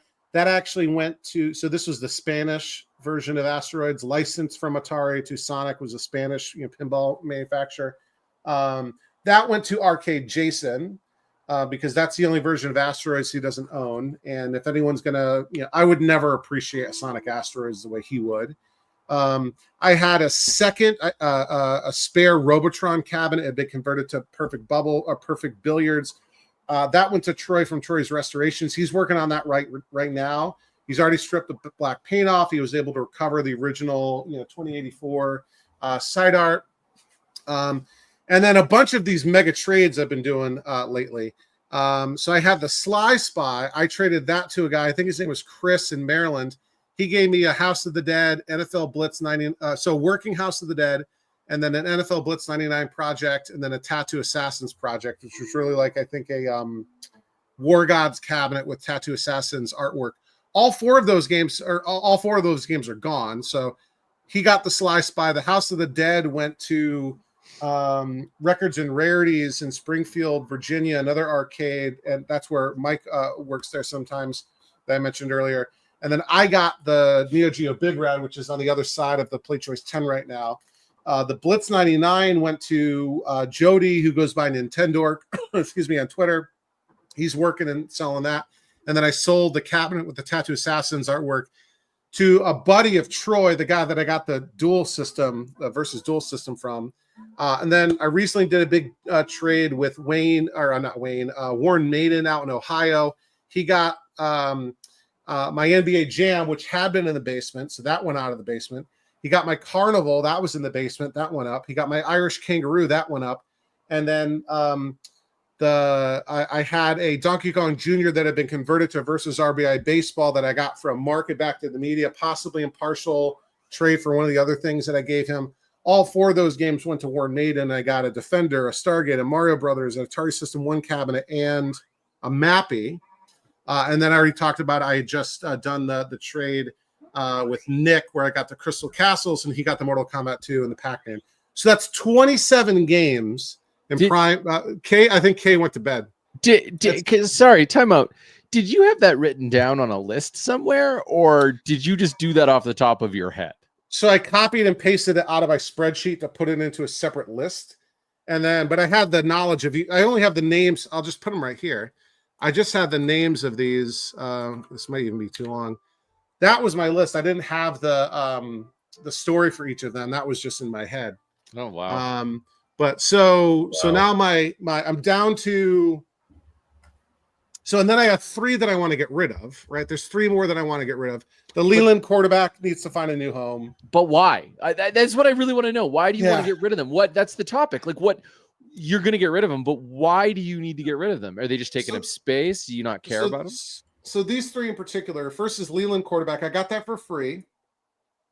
And that was in the era where I would have basically taken any classic game for free, right? So that point of my collection, I was frustrated because that fought me to fix it, right? So it has a, I think it's a K5515. It's the 25-inch standard resolution version of the 4900. Yeah. One of them standard res, one of them is medium res. This is the standard res.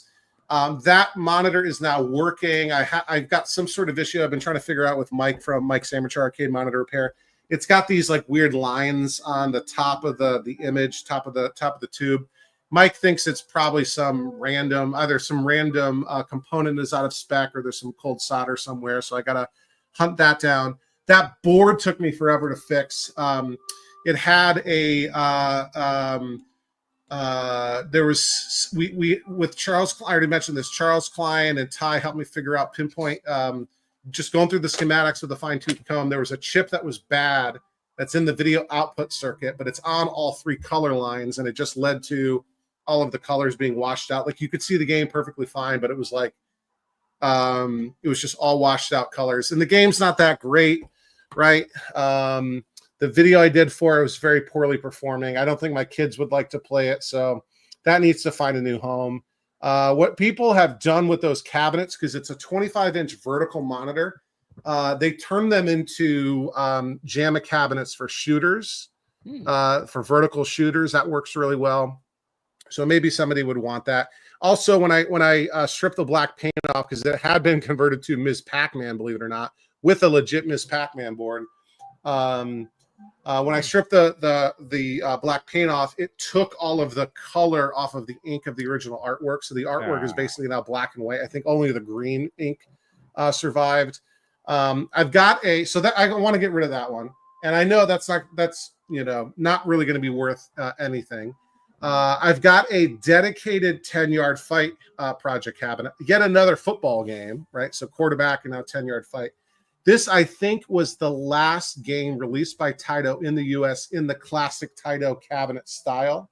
So you had like Jungle King, Jungle Hunt, Elevator Action, all them. Zoo Hunter, yeah. Slightly later, you had Zookeeper, because Zookeeper had the game specific artwork, right? All the other ones just had Taito with different colors. Zoo Hunter was very controversial. Yeah, Zoo Hunter.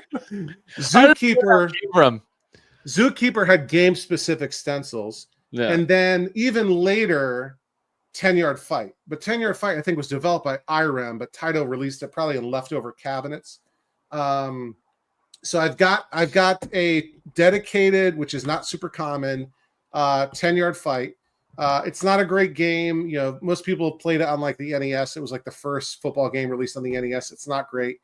It doesn't really follow the rules of football at all. It's a one-player only game, and the cabinet needs some work. But I have a working PCB for it, so if anyone has any interest in that whatsoever, they can get it for very, very cheap. And probably the nicest game that I have that's on the chopping block is Vanguard. Vanguard's down here in the basement. I got that also from Jerry Voluptuous from Ambroso's. I would say it's a working survivor. I didn't do too much to it. Totally works. The 4600 monitor probably needs a cap kit. It's got some wear and tear cosmetically, but it's perfectly serviceable. That's probably the nicest game. I do have somebody that's kind of interested in that, but he's in the middle of a move and he lives in Texas, so it would be something I'd be shipping, which I'm not against, but it's more complicated than a local trade or sale. So if anyone's interested in any or all of these 3 games, Leland Quarterback, 10-yard fight, or Vanguard. The only one that's really a project is the 10-yard fight. The other 2 are good, right? But those just aren't, because I'm at the point now, right, where I'll still probably take any good game for free, right? Because I can, turn it into trade fodder if nothing else.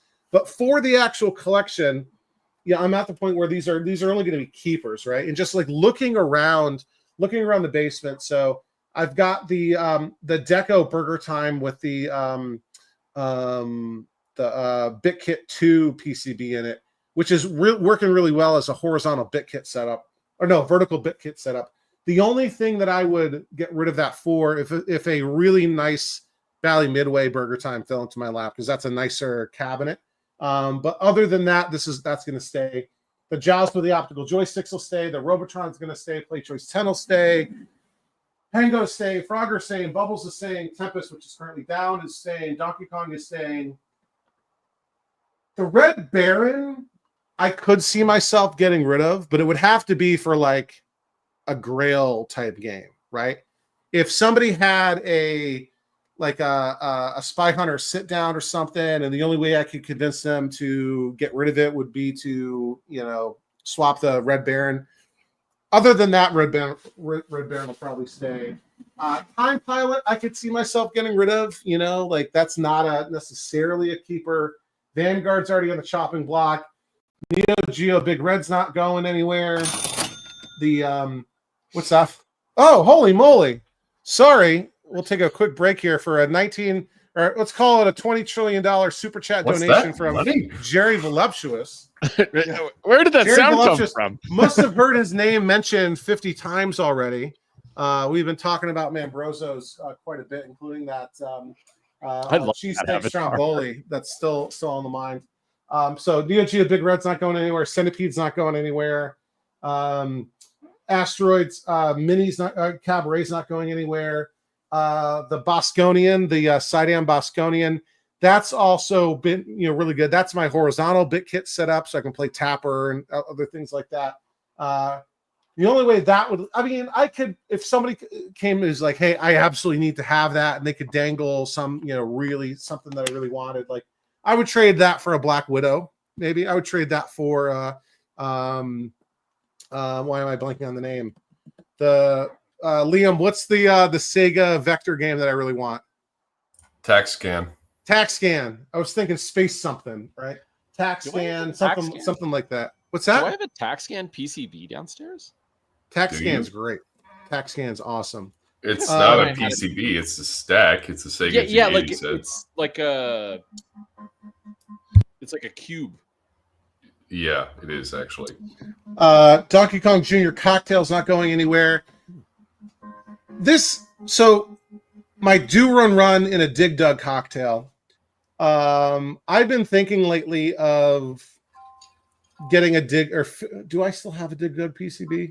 I think I need to get a Dig Dug PCB and putting it in there because I've just not been able to find a Dig Dug upright. I won't get rid of the do run board, but I have a Mr. Do to JAMA adapter, so I can just like move, have that available to put in my JAMA cabinets in the garage. So I might turn that into a Dig Dug if it goes much longer and I can't find a Dig Dug, because I do want to have a Dig Dug. And just thinking of the games that are in the garage, I've got those 2 JAMA cabinets I'll probably not get rid of anytime soon unless I really, I don't know. Let's see. I've got the Chicken Shift that's currently a Neo Geo, currently a Back to the Media. I really want to get that turned back into a Chicken Shift. I've got a board sourced for that. I got everything I need. That'll come down to the basement. The Super Off-Road I really like. That spent most of its time that I've owned it at Back to the Media, but I love, that's one of my favorite driving games, Super Off-Road. And I got the 2-player version, which is smaller, which is better. And most of the game, it's funny, like I've been looking at my spreadsheet, like all the games that I got before I started the channel, other than the Class of 81, I can't imagine those leaving. Most of the games that I got in the first year that I had the channel are already gone. The NBA Jam, Moon Patrol, Armor Attack, one of the Cubers, Kangaroo Defender, Superman, those are already gone. I need to finish the my Cuber and get that down here.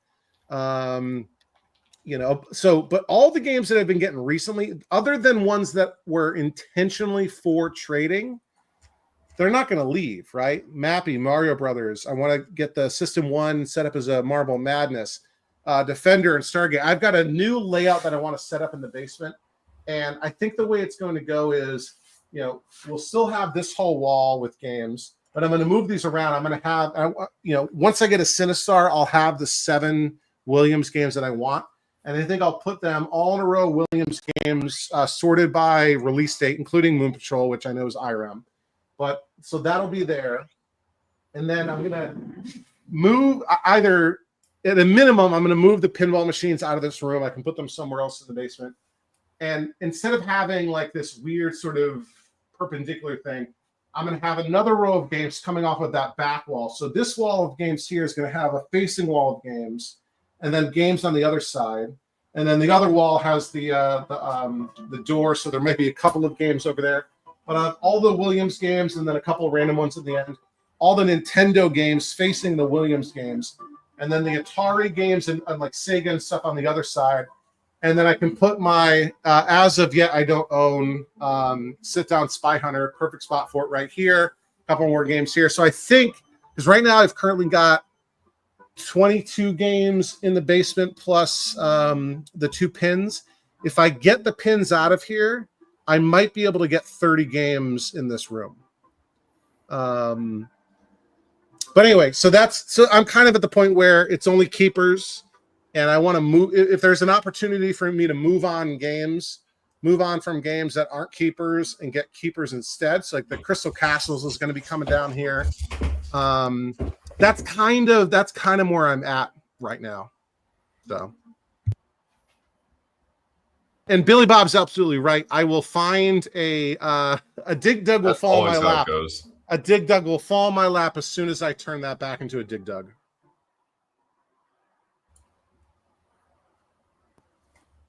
Cool. Thoughts, comments, criticisms? That's a lot. Yeah. Witty remarks? That's a lot. This is what I do. I didn't catch all that. Can you start over? Yeah, let's go from the beginning. I missed the second one. You can go back. We'll skip the ones where you say this is staying. Yeah. Leland quarterback is going. 10-yard fight is going. We could very easily turn this episode into a, hey, what junk do we have to sell? Liam, Vanguard is a space game that you don't own. It's not on the list. It has speech. It has the Star Trek theme song. Vanguard has speech. I said it's not on the list. Yeah, but it's not a great game. Vanguard is a historically important game. Vanguard is Snow Space Invaders and it blows. Vanguard is a 5 at best. Yeah. Now, but when it was released, is at least a 7. Sure, and like Wizard of War was like. I like Wizard of War, so I don't want to hear you badmouth it. I'm not badmouthing it. I'm saying, you missed the point.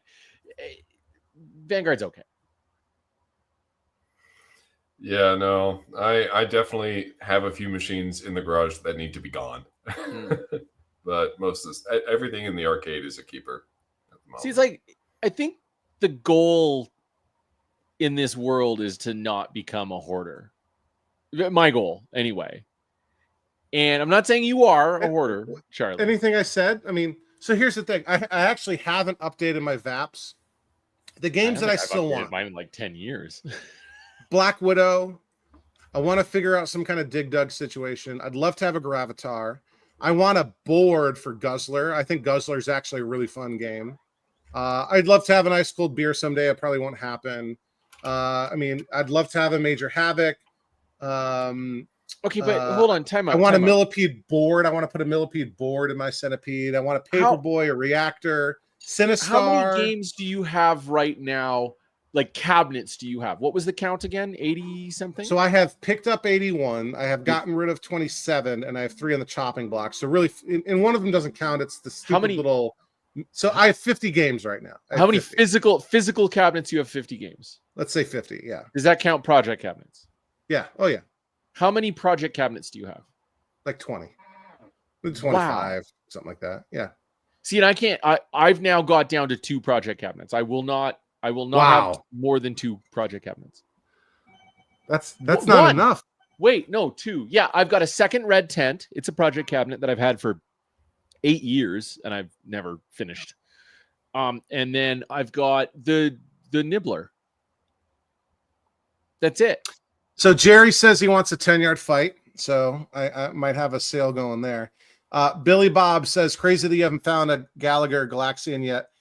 So I've had plenty of opportunities for Galaga and Galaxian. I've had a Galaga in my garage, but that was for Liam. I picked up for him. And what was the game? It was a Galaxian bootleg I've had. Galaga's... iRobot was a Galaga bootleg. It was a Galaga when I bought it. I had the class of 81, so technically I owned a Galaga that way.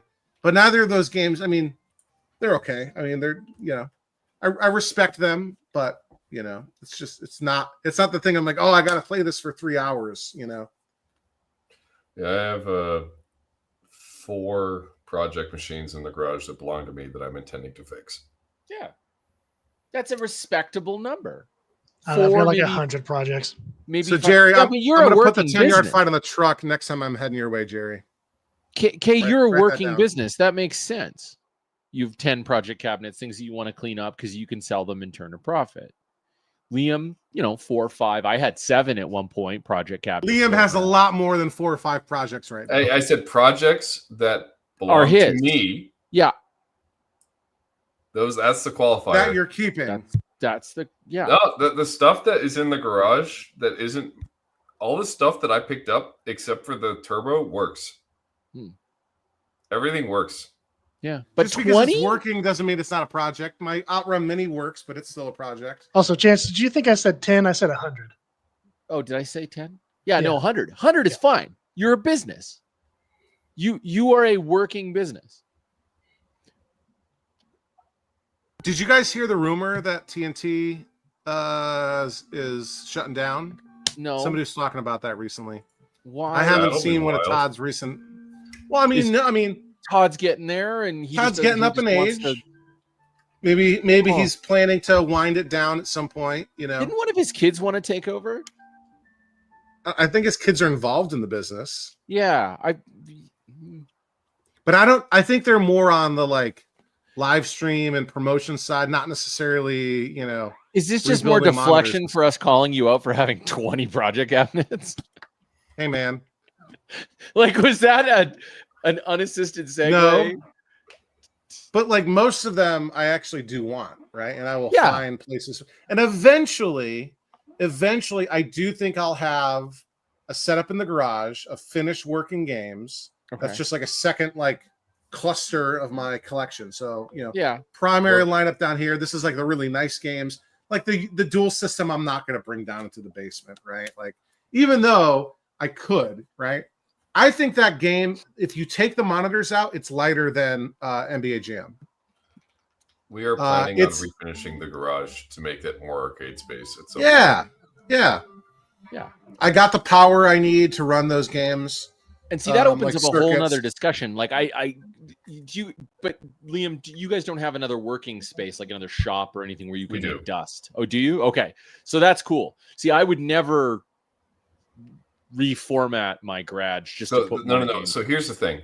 We have your what now? We have an extra building. Garage. Thank you. Like, what? We have an extra building. It's even larger than the garage, but it's unfinished. We haven't been doing anything with it. But how is the way he said it any different than the way? Anyway, sorry, keep going. He said garage. Garage. The garage. The garage. Edge.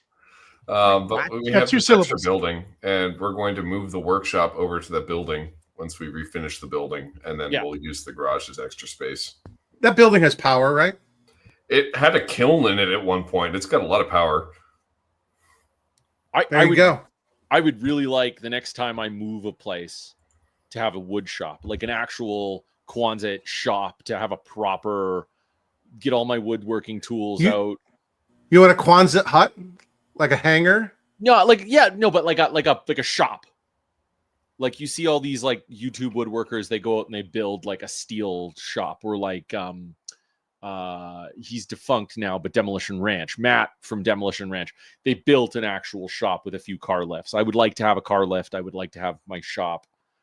I'd like to be on an acreage, so I can't do that. So like right now, my garage. Oh, thank you. Yeah.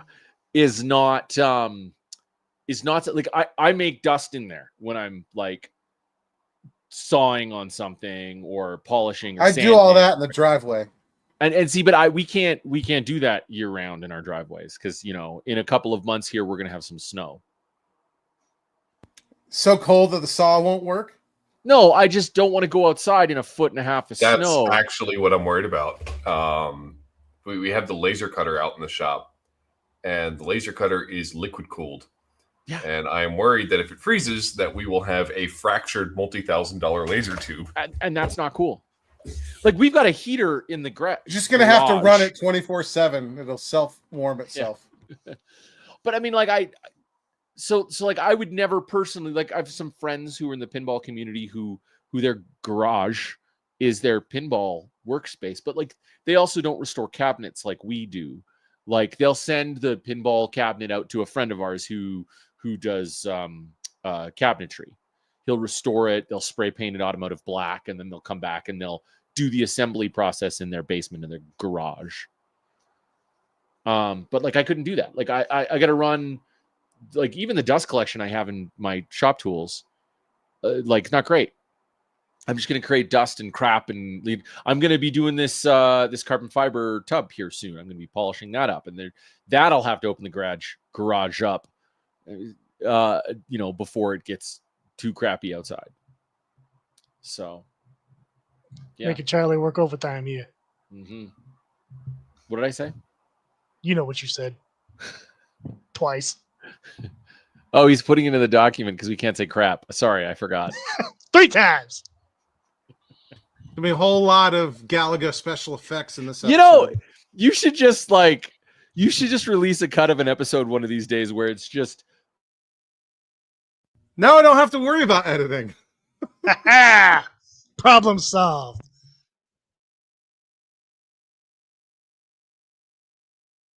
It's the easiest way to do it.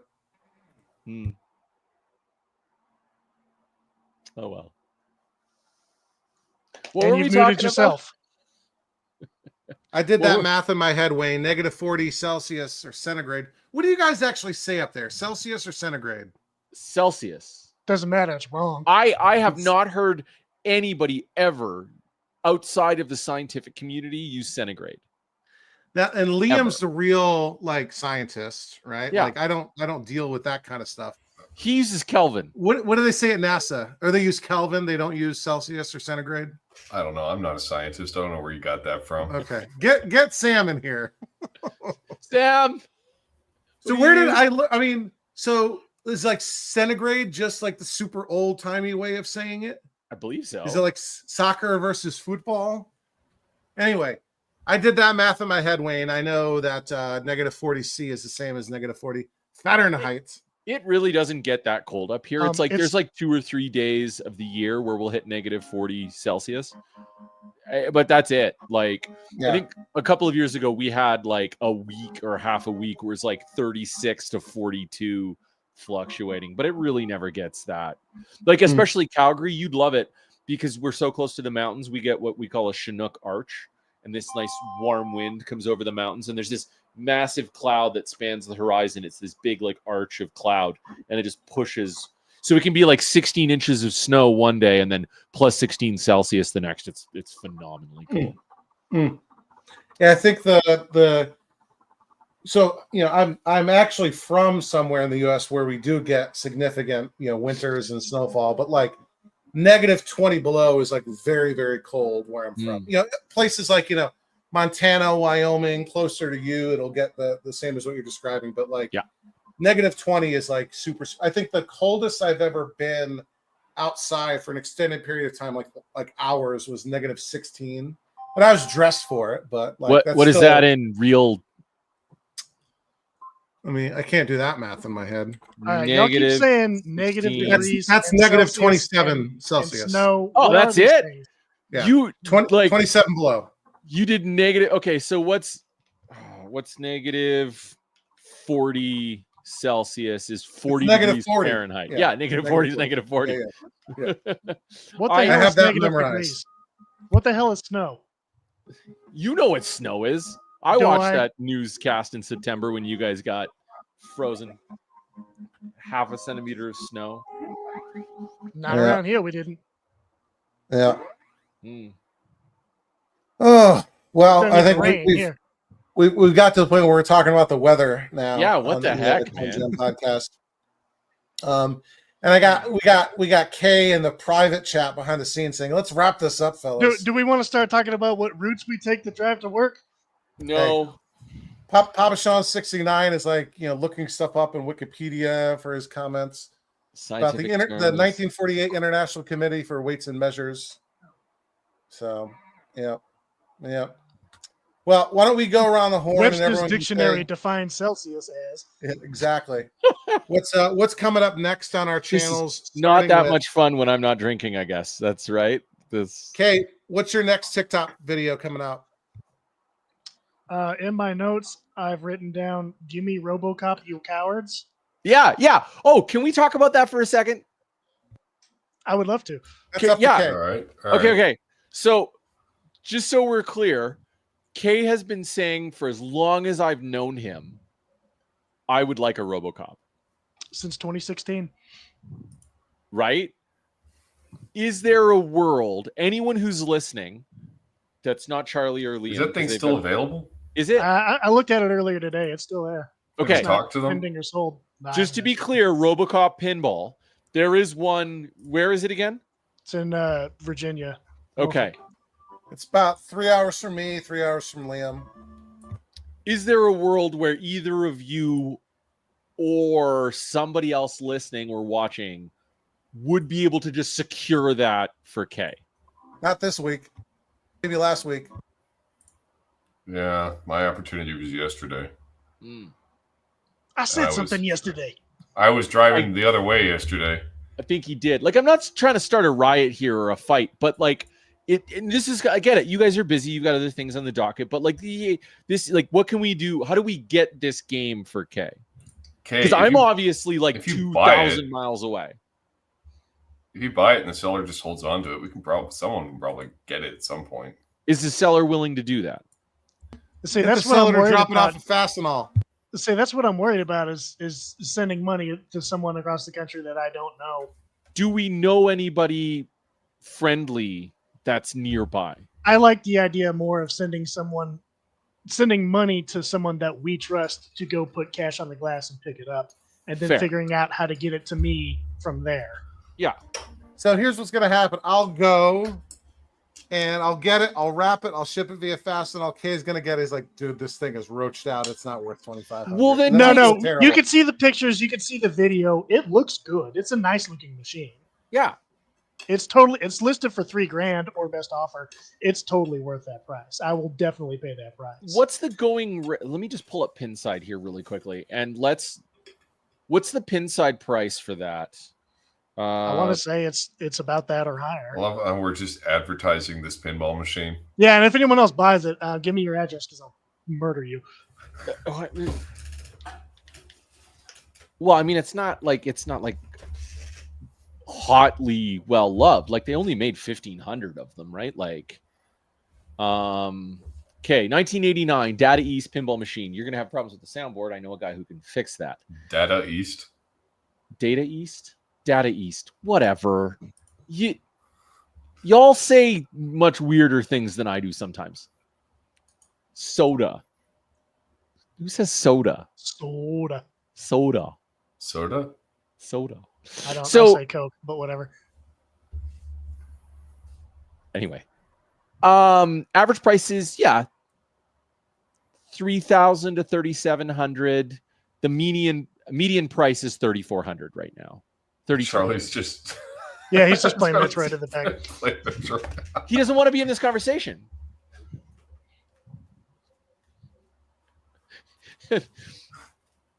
And then the podcast just ended, and that was it. So anyway, yeah, roll there's a If robo. only I could stick pinball a pinball machine in my carry-on because I'm flying to Texas. Yeah, I'd drive to Dallas to meet you for that. I think Anyway, to answer think your if- question from earlier, TikTok's coming up.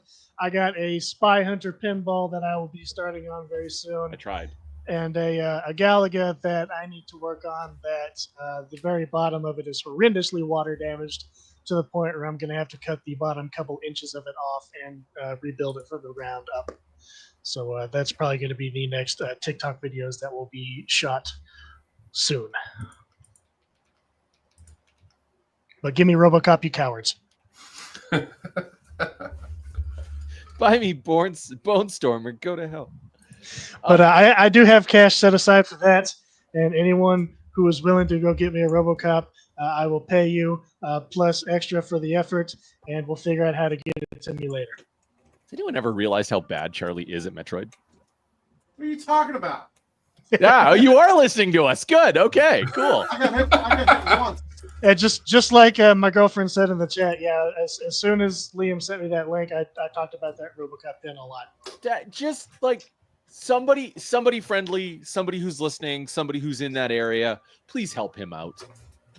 Don't just buy it and rub it in his face. That'd be very rude. Charlie doesn't want to go send me get it 'cause he's send me particularly videos wants of you it. playing RoboCop and being like, I don't even like this game. I think I'm just going to resell it. All of a Hey, sudden, guys! it goes through your I window. just got this awesome game. Also on board, I don't- apparently. I don't even if I went and got that right now, I couldn't even get it in the house because there's no way through the garage right now. Sorry, the what? There's no way through the garage. The, Just put it directly onto a pallet and take it to Fastenal. I don't have to take it to the to Just the fold it up. garage. How about you, Liam? Are you going to make a video ever again on your channel?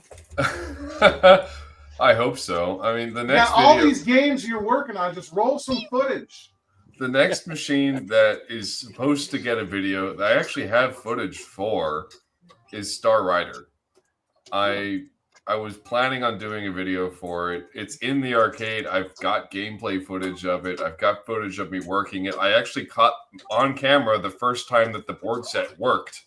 So there's good photos. There's good video for it. I just have not had the effort Wherewithal. the wherewithal to like sit down and make a video.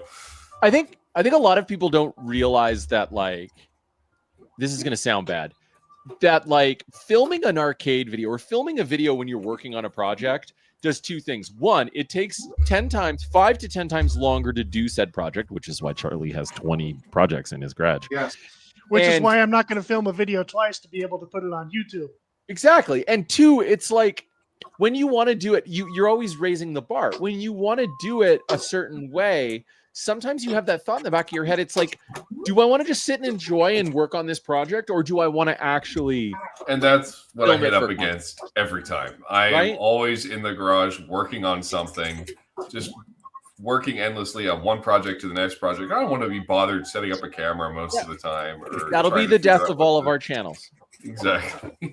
But if you, here's pro tip, if you refine your kit and you refine your gear so it's just easy, you can turn it on, you don't have to record audio separately, you don't have all this crap moving around your equipment and everything. Like if you refine your kit and you get it down to a process, it makes the world so much easier. Yeah, and then I bought a tripod at your advice, and I hate it. Well, that's on you. Yeah. not What me. tripod did you buy that you hate? The one that doesn't have the bracing in between the three legs. Why was that why?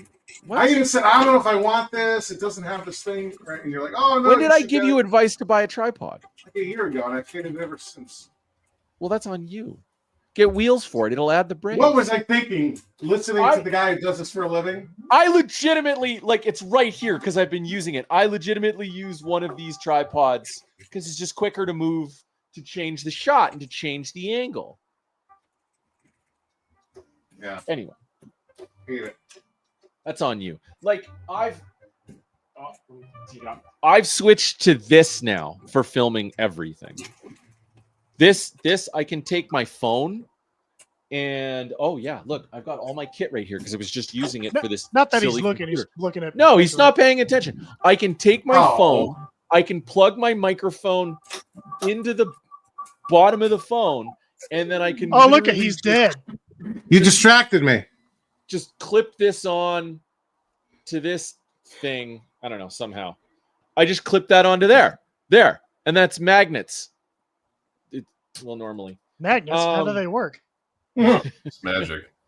But anyway, so I clip this together, and then there's a quick release on the bottom of this. And Now it he's cli- just moved on to clips onto Mario that. 3. And that's how I Getting better film at now. Mario. And then I just move that tripod around, and that's just easy. You get good You audio, just you zoom get in good on video. Charlie's screen and We've lost all control. Anyway, implying we ever had it. no. Charlie runs the show here, and he's busy. He's just kind of like left the chat. I'm here. We're going to act like Yes, that you wasn't on distracted me. purpose. Anyway, Yes, it distracted me. so to go back to my point, there is this certain like you do this. I have those same microphones. The DJI. You do this because you love it. So you keep calling us out for not doing videos. You do this because you love it, or you want to share, you want to help people. But at a certain point, Exactly. you've covered all of those things. How many times do I got to show you how to wash a monitor? How many times do I got to show you how to redo the corner of an MDF cabinet? There's always something new. Yeah, I guess. There's always But something still, new. like, there's certain projects that I've done. Like, you didn't see me finish my Marble Madness because I just wanted to get it done, and I enjoyed every second of doing it. But the next time there's a big hailstorm in Calgary, Oh, you better bet we're on that. Thousands of dollars in ad revenue that makes you. so no videos coming out on your channel. Sounds good. Okay. There's nothing on that. We have some stuff filmed. We just need to edit it. That's the worst part. Yeah. So for me, I literally was working on the Outrun Mini and the J-Rock Multi-Williams that I'm building out of the Joust cabinet. And the part I was doing today was literally sanding off the old Joust artwork. Very, very painful, but needed to be done. So I'm not sure exactly which video will be next weekend. Could be one of those two, depending on how productive I am this week. Could be a 20EZ video. Stuff that I need a Mario Brothers PCB and technically joysticks too. Still looking for a Berserk bat top joystick, but I have a sort of hacky solution if I can't find one. Always looking for an Enigma 2 PCB, always looking for MVS carts. If somebody out there has an undamaged Outrun Mini dashboard, like for the Cabaret, just a plastic piece. Otherwise, it was a channel member, Marky Mark.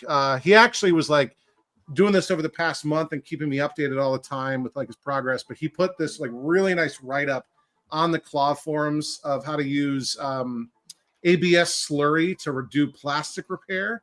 Ooh. And I think it was for I want to say Crazy Taxi seat or something like that. The plastic was all cracked up and broken, and he fixed it with ABS slurry. He got it from that technique from some, not in the hobby. I think this is the first time that's been sort of demonstrated in the hobby, maybe, I don't know. But he did a really nice write-up, and that's my plan if I can't find one. There are repros, but it's like $400+, which is more than what the cabinet's even worth. Yeah, Wayne, somebody is reproducing those, but it's just way too expensive for a game that's not worth that much. Prohibitively expensive. Prohibitively expensive. Like I bought 2 cabinets for less than what that repro goes for. Yeah. I'm not sure it's super high quality. It's just that the math doesn't work. If you got money to burn, not, but like. And I also need a Marble Madness kit. So if anyone's got one out there, I think I have a System 1 main board, but I need I don't know what the right terminology that Atari uses. Anyway, we're over 2 hours. I want to thank everyone who's still with us in the live chat here. Command the Line, Wayne, Jerry Voluptuous, the man, Papa Sean 69, whose last comment got moderated. Let's see, Arcade Alex, Enko, Adrian Playthroughs, Mike Hip. I know our other Mike was here earlier. Lots of other folks. Billy Bob was in here. And of course, I want to send a very special thank you to, in particular, Kawaru5 for a $50 trillion super chat donation. Also, very generous super chats from Cameron Cardwell and Jerry Voluptuous. We love you all. We'll miss you. Until next time, this has been episode 31 of the Coin Jam podcast. Say that like I don't have the video anymore, and like I don't even know, guys. What is this? Just okay. Can we just screwed up everything? Can we just figure some out? Get rid of StreamYard soon. Oh, almost got it.